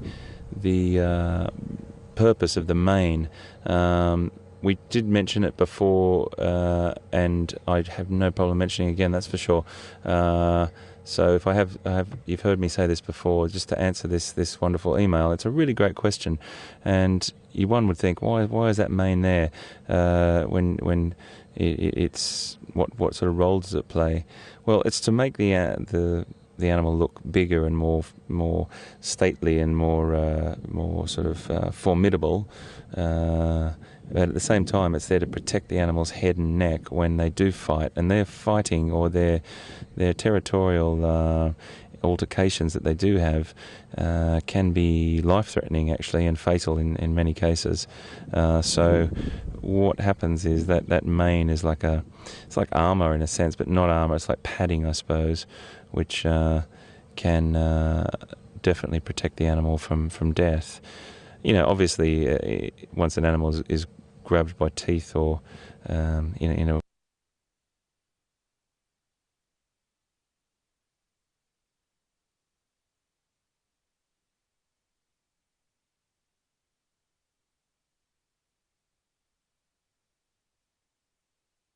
said, as we mentioned before, it does give them a little bit of a conspicuous look. So they do have a little bit more of a problem hunting than the females. It's a little bit hard to hide with that mane when you're in very, very short grass. So the females do have an added advantage by not having that mane when they're hunting. So hence why the males rely hugely on the females to be those sleek stalking predators. So that's the answer to that question, and hopefully that's giving you the amount of information you need. And that mane, I'll just add one more thing, that mane is probably going to get twice as long as it is now on these two individuals.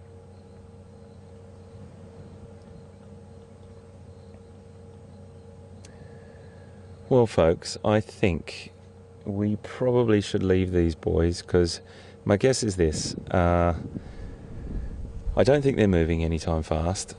I don't think their bellies are lean enough to be hunting at the moment. They're really going to just probably stay like this, and at the moment we're looking at the back of two wonderful cats, but I don't really want to keep you sitting here for the next hour and 10 minutes looking at cats at the back of cats. So what we might do is do another circuit and have a little bit of a look around. I want to stay close to base just because of the rain as well, see what else we can find. It's great temperature for leopard, and maybe we'll come across some other things. How does that sound? I reckon that's a good idea, VM. What do you think? Yeah? Okay. Let's, oh, here we go. Just as I say that, he's going to look up. Is he? No, he's gone back down. We're probably going to have a bit of a time negotiating it.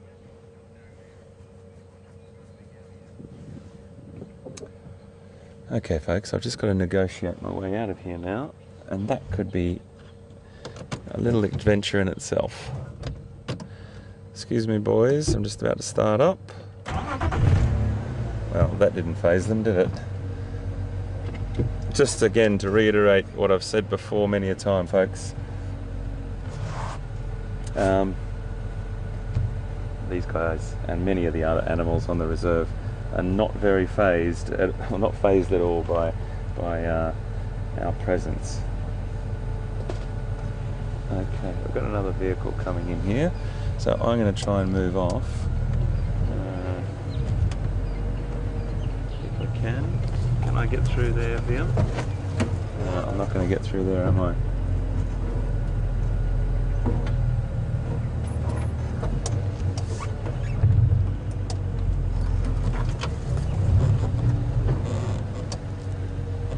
Okay, what I might do, folks, is I might say let's go over and have a look what Pete's up to, because Pete's looking for leopard at the moment, and whilst I negotiate my way out of here, I just don't want you to see my embarrassing hits on things and my 55-point turns to get out of here. Anyway, let's cross over to Pete. I'll see you real soon, okay? You can come in here, mate. I'm going to take off, okay?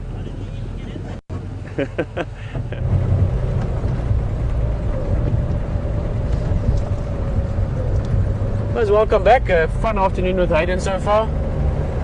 Lions and Ellies, and sounds like, as I said earlier, Ashley has joined us as well in the editing team, and she had a bit of an elephant surprise not far from from the control room. So lots of wildlife that side. We've been looking around, scratching around, and then we had a radio report. Sorry that I'm not looking at you, but I want to keep a careful eye on the ground here. We had a radio report from not one of the game drive vehicles, but from one of the guys in the anti-poaching units. They'd seen a leopard crossing into this area, but it wasn't very specific, the directions. So we've been trying to piece it together. I haven't found any tracks yet, but we sort of have a rough idea of where to look. So we're going to check this area around the Impala Plains, hopefully pick up a track, better even find the leopard. So that's what we're on at the moment. Let these guys go past. Hello Roy, how are you? Good, good. Very good. Bangala. Yeah, enjoy them for. We'll come there later. Cheers guys, bye bye. Alright, that's Roy from Aretusa. That's also one of the areas we drive in. They're heading toward those lions that you saw with HT earlier. Roy again.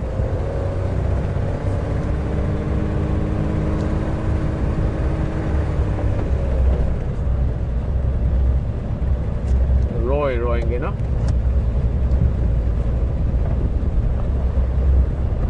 Roy again, huh?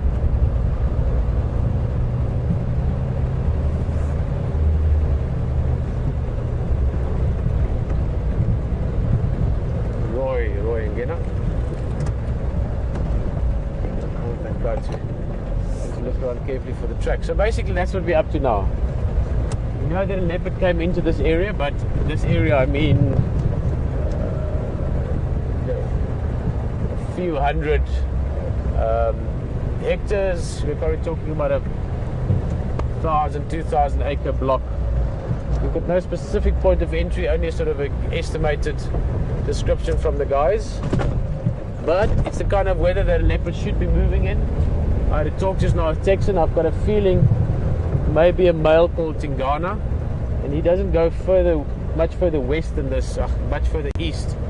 So we can sort of refine our search to the western part here. So it is a little bit sort of, feeling your way around, but at least we know where to start feeling around, kind of thing. So the key thing now is just to look around very carefully. This area was burnt not long ago. You can still see the habitat here. You can see that bit of this sort of the sootness or the sooty blackness. So we must just look around carefully.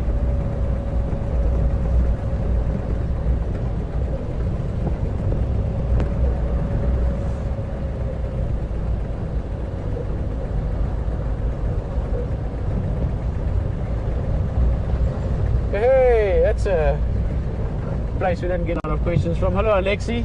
Alexi is joining us in the vehicle all the way from Kazakhstan, which is, correct me if I'm wrong Alexi, but that's one of the few places you can still potentially see clouded leopard, if I remember correctly. Alexi's just saying he knows that you can tell the difference between leopard from their spots. How do you do that with lion? Alexi, it is harder with lion. With leopard, obviously, once you get especially if you get a good photograph of the face, then you can tell them like that. But with lion, you use the whisker spots. So similar to leopard, above the whisker lines, you've got a few spot patterns that you can get it from, and then obviously just other markings, little cuts in the ear or old scars in the body from a fight with a buffalo or that kind of thing. A tail tips that's missing. You do see that kind of thing quite often with lions. And then the third one, which is probably as important, if not more, is if you live and work in a certain area. So if we've been here now for a week, catching up on the area, but if you've been here for 5 years, 10 years, and this is your home, this is where you live and work, you get to know the prides. In other words, you start getting to know them from where they are. When you see them, you immediately know which is the group, because you recognize one individual, maybe the female that has a broken tail, or I mean, we used to have the Skutani pride, which is probably one of my favorite prides of lions ever.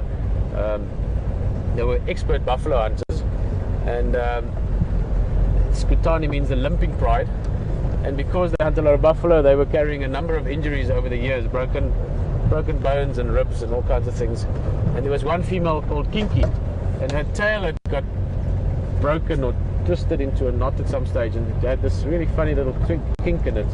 So if you saw her, immediately know that's the Skutani pride.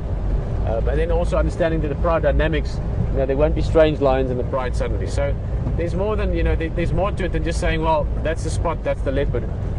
You know, with lions there is the social aspect and the territorial aspect to consider as well. Okay, we slowly winding our way up to Impala Plains, where we might also get a bit of a sunset, although it's going grey now. I think the sunset is past for the evening. This area is a good view, and as always, looking to find the leopard.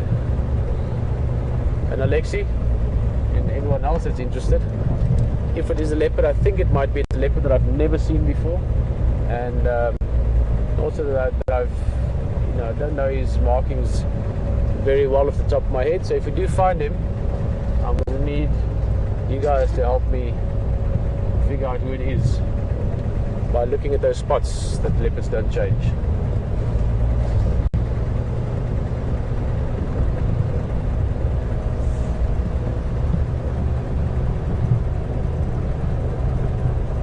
Come on, this is a leopard afternoon. Around myself, I've really been in leopard mode.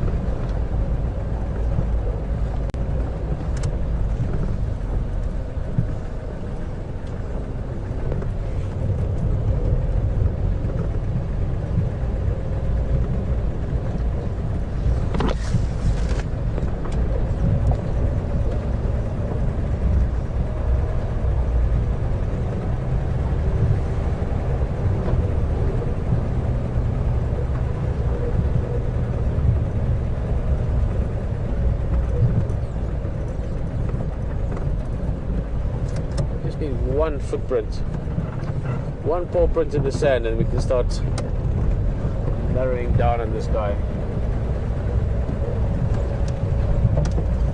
But so far, even that has eluded us.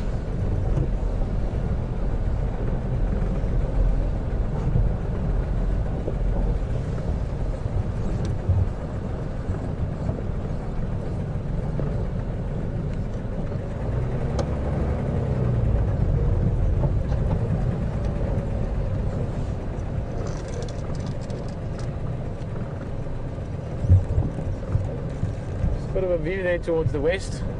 Looks like this sort of magic time of sunset has passed. I'm going to stop for you now, Brian. I'm going to get a little bit level. There we go. Just stop for a minute, enjoy the view, and listen. It's a very important part of being on drive. Apart from just the enjoyment aspect, all the beautiful natural sounds of bird songs and insects and the wind, there is also the aspect of things you can hear, the information you can gain.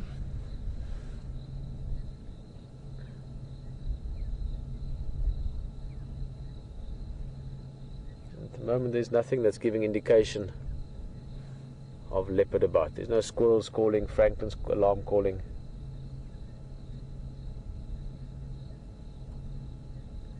Of interest, quite a misty or a mystical view of the Drakensberg Mountains there in the distance. If you have a look straight in, sort of there where we are now, you can just see a sort of a cloud bank in front of it. That's all the way to the escarpment, and there and slightly to the left there you can see it. One little light way on the horizon, that's all the way towards Hoedspruit area, and the escarpment that's sort of going around to the Olifants River. It breaks through the mountains, and that would be going up to the high veld. We always talk of the low veld. This is where we are, and that is literally the high veld is up over the Drakensberg mountain escarpment. Then you get into the high veld. We're down in the low veld, which is one of the most amazing bushveld environments. Well, at least in my opinion. I know many people will agree with this. Just absolutely beautiful bush. Perfect for a wide variety of African mammals and animals.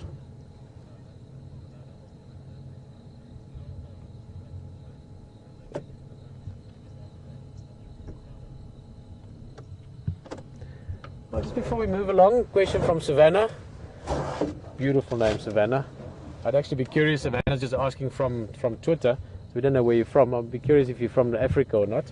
I've got one of my closest friends' daughters named Savannah. Just asking if leopards can swim and if they will actually go into the water after they prey. Yes, they can swim. Excuse me. And yes, they could go after their prey in water, but it's not typical. Certainly not in an environment like this. Again, it would be relative to the area that they're in. For instance, in the Okavango Delta, where there's lots of water, you get lions there that often hunt while swimming. Now, that's not typical lion behavior, but they're in an environment where that works for them. And like in this area, you would have lions that specialize in hunting buffalo. In the Delta, you would have lions that could specialize. In fact, there are some pride there that are very good at hunting, even from a swimming position. And the same would go for some leopard, and the same in our sort of recent experience that we just saw relative to water, 2-3 days ago with that amazing wild dog experience we had. That dog was very, very wary of going into the water. Now, if that was a wild dog pack in the Okavango Delta, they would have been in the water without a thought. So it depends a little bit on the area as well. It's not likely that we'll ever see a leopard swimming in this area, but not impossible.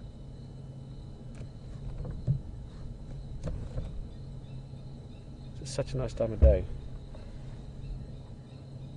You can hear the francolins calling. Just going to give it another minute or so. You can enjoy the view a bit more. Just want to listen. You can hear a Koki francolin in the distance. Koki, Koki, Koki. Almost like that.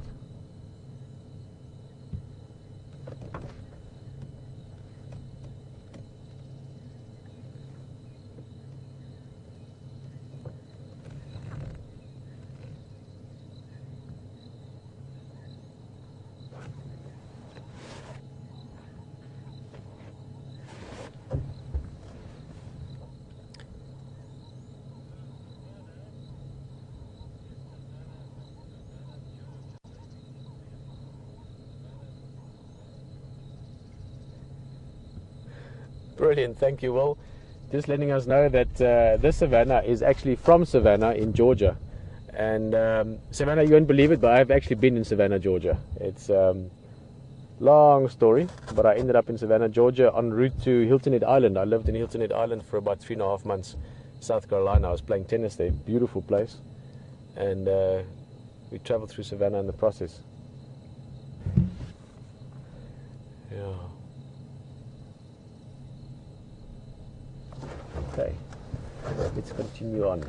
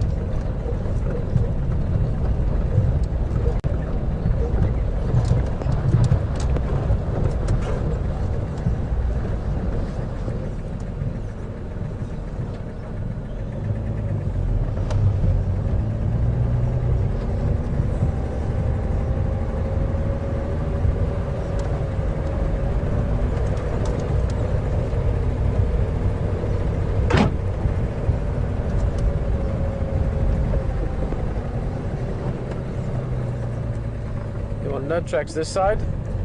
On a loop back through the same area we've just come through, and then we'll go slowly, just sort of widen that circle further to the west towards Treehouse Dam. I would think almost certainly that, considering the time since we had the report of this leopard, that leopard was moving at the time, and it would have continued to do so to some extent or another. So by now, again, this is all chances, but we should have had a pretty good chance of picking up tracks on this side. So I think maybe the estimate of where it was seen was a rough estimate at best. So maybe it was a bit further east than the guys thought in the original sort of information. We'll just expand our search a little bit.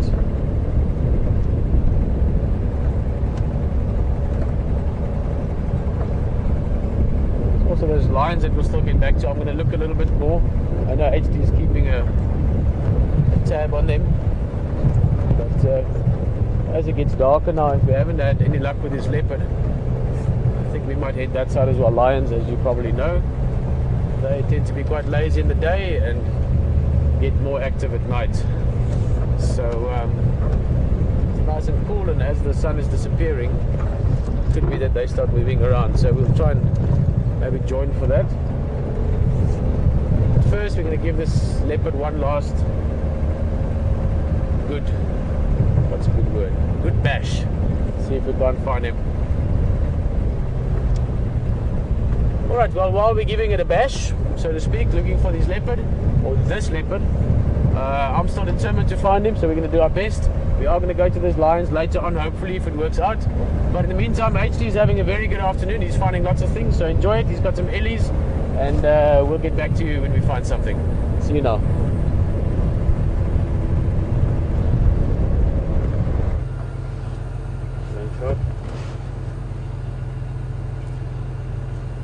We've just come across this this bull elephant again. He's just, you can see his rear just sticking out onto the road there. He is in must, as I said before, so he's in that sexually active time.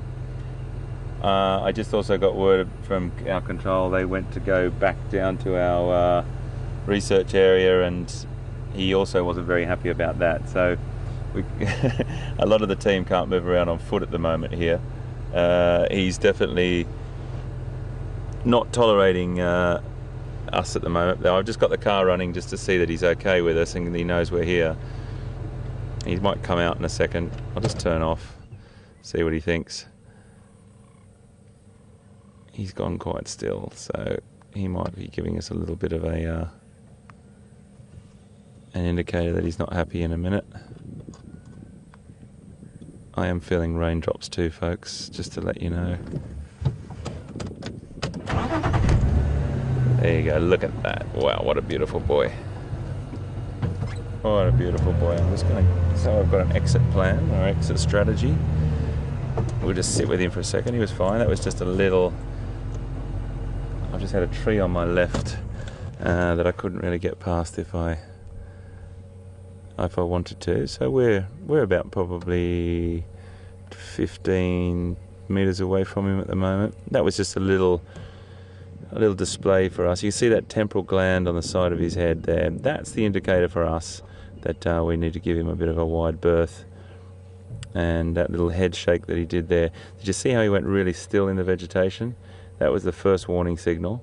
And then after that warning signal, he decided he'd just give us a little display, and that head shake and those ears out, and then he stood tall there with his beautiful big tusks and his proud strength, and he just told us that that's enough, that's close enough. Now I've got to tell you, I am feeling raindrops at the moment, so, and they're becoming more and more frequent.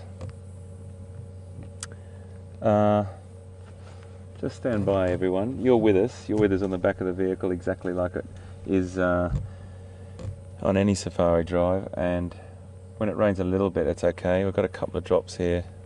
Let's just go back and have a look at him walking off whilst I'm thinking about what to do. That's beautiful to see, isn't it? He's just browsing along this road, picking off different species, anything that he feels like.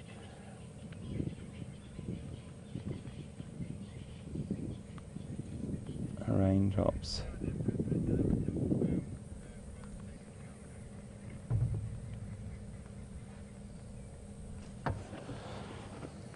That's great vision, isn't it? Isn't that lovely? Elephant walking down the road. Beware elephants.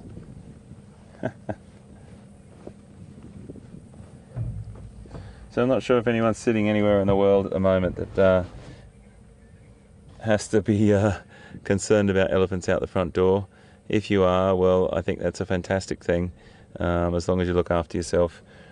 I think it's great now for me to give a message to the control room. I think it's fine to go and grab a cup of tea now, guys, if you want.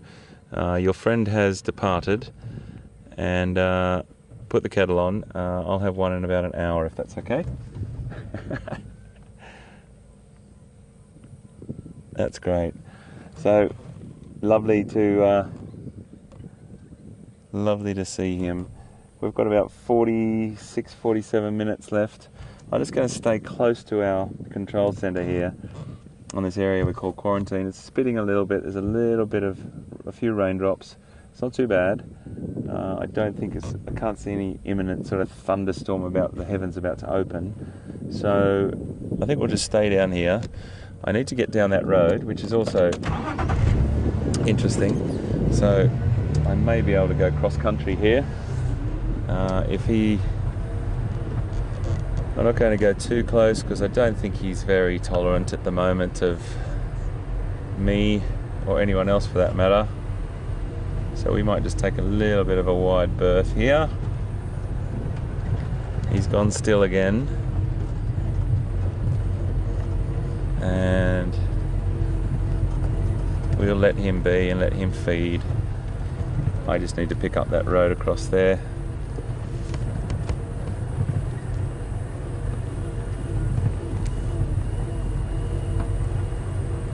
What do you do if he's an elephant in the middle of the road? Go around him. We might just sit here and just have a little bit. What I'm going to do is I'm just going to move up a little bit ahead of him. He's just giving me a little bit of an indicator that that's okay. Let me just go to the other side of this tree. And yeah, he's happy days.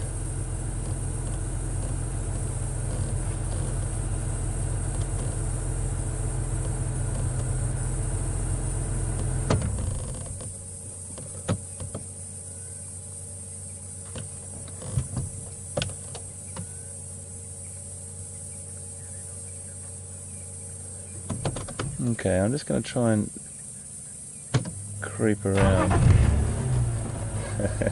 Have a look at that temporal gland on the side of his head there as he's flapping his ears. I just want to get you a bit of a look at that. That's the secretion. That secretion that's going right down the side there. It's very, very good. Great vision there, VM.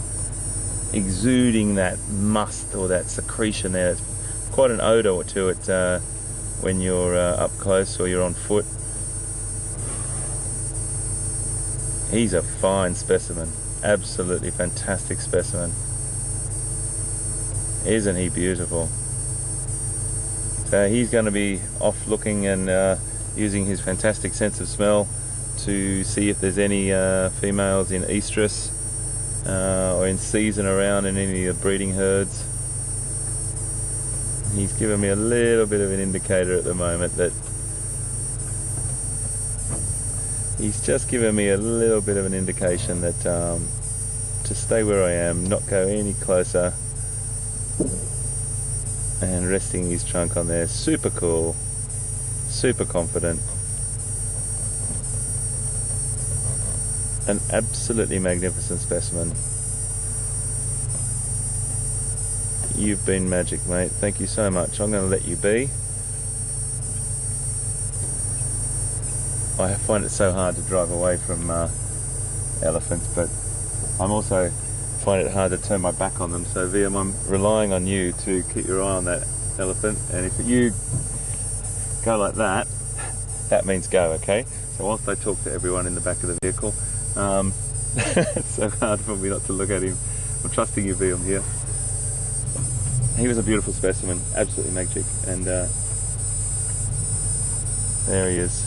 Oh, he's coming up my way. No, he's not. He's moving off. But let's let him be. Let's let him feed on. He's been wonderful. Let's let him just have some peace and quiet. And you know what the interesting thing is, there's no way in the world we would ever go any closer for any reason. He's not in the mood for safari vehicles and live streaming from Arathusa and Djuma in Sabi Sand, South Africa. He's not in the mood for that. He's just in the mood for one thing, and I'm sure you can guess what that is. So we're just cruising around now. Some lovely zebra over here, lovely little herd of zebra just through here. The light's dropped quite considerably, so I'll just give you a little look at these beautiful zebra. Just going to stay back here because in this open area they're a little less not tolerant, but they prefer us to stay back a little bit, so they're just walking on. A couple of the females quite heavy in foal there, with the last offspring that zebra had behind her, or the last two actually, from those two females.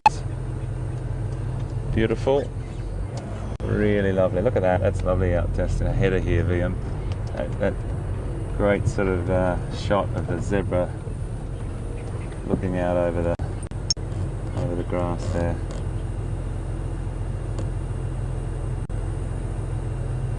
Beautiful creature.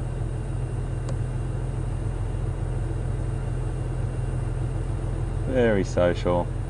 Sometimes you see the other some individuals putting their heads on other ones' backs and resting.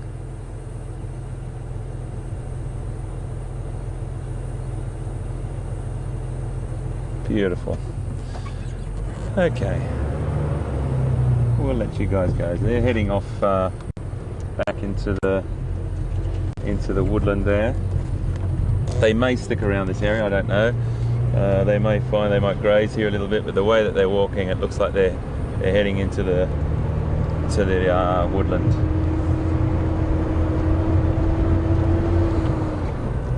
Okay, we've got about 40 minutes to go, folks, so I'm going to go for a little drive, staying close to base. Those little droplets have disappeared. We're dipping our toe a little bit further out and taking our time here. You never know what we might see. I might just drive down a place called Philemon's Dip and see if we can see anything down there. A couple more raindrops.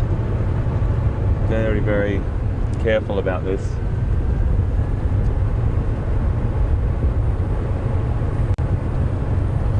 Leopard have definitely been seen up in this area many a time, particularly Quarantine, the male, who this area's,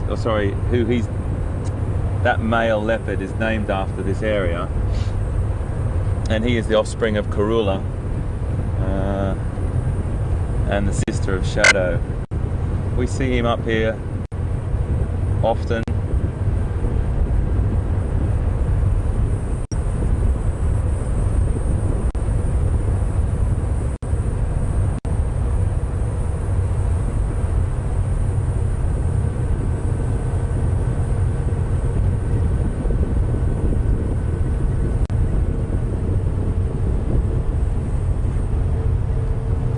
Had a really nice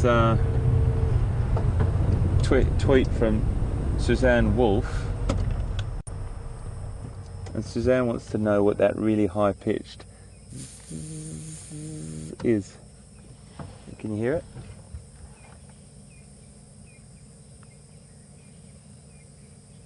That, or they, are an insect called cicadas, or some people pronounce it cicadas. C-I-C-A-D-A, cicada. Now they they're found in many countries in the world, particularly where I come from originally in Australia. They're incredibly loud, deafening at some points. I've heard them in South America, I've heard them in Africa. They're a fantastic flying insect. They've got a very long pupal stage in the ground. Some I think may also, I'm not really an expert on cicadas, but I think most of them pupate and come out and pupate. Sorry, their larval stage is in the ground, and then they pupate outside. It's quite a beautiful emergence, and some are incredible colours as well.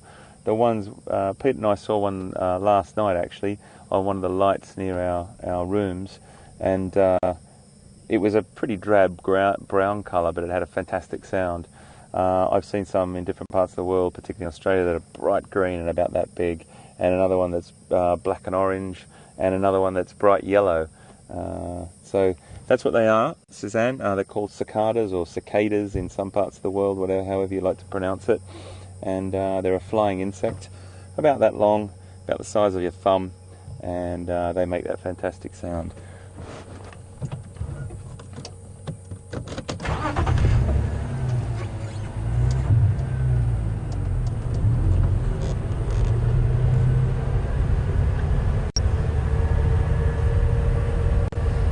Okay, I'm going to just tootle around this area a little bit more, and I'm going to throw across to Pete because he's been hot on the trail, or trying to really do his best to find leopard, and Pete's got a really tenacious appetite when it comes to leopard. I really love that about his love of wildlife, and he'll do anything he can to find one. So let's cross to him and see how he's going, and see how he's progressed. Anyway, I'll be back real soon.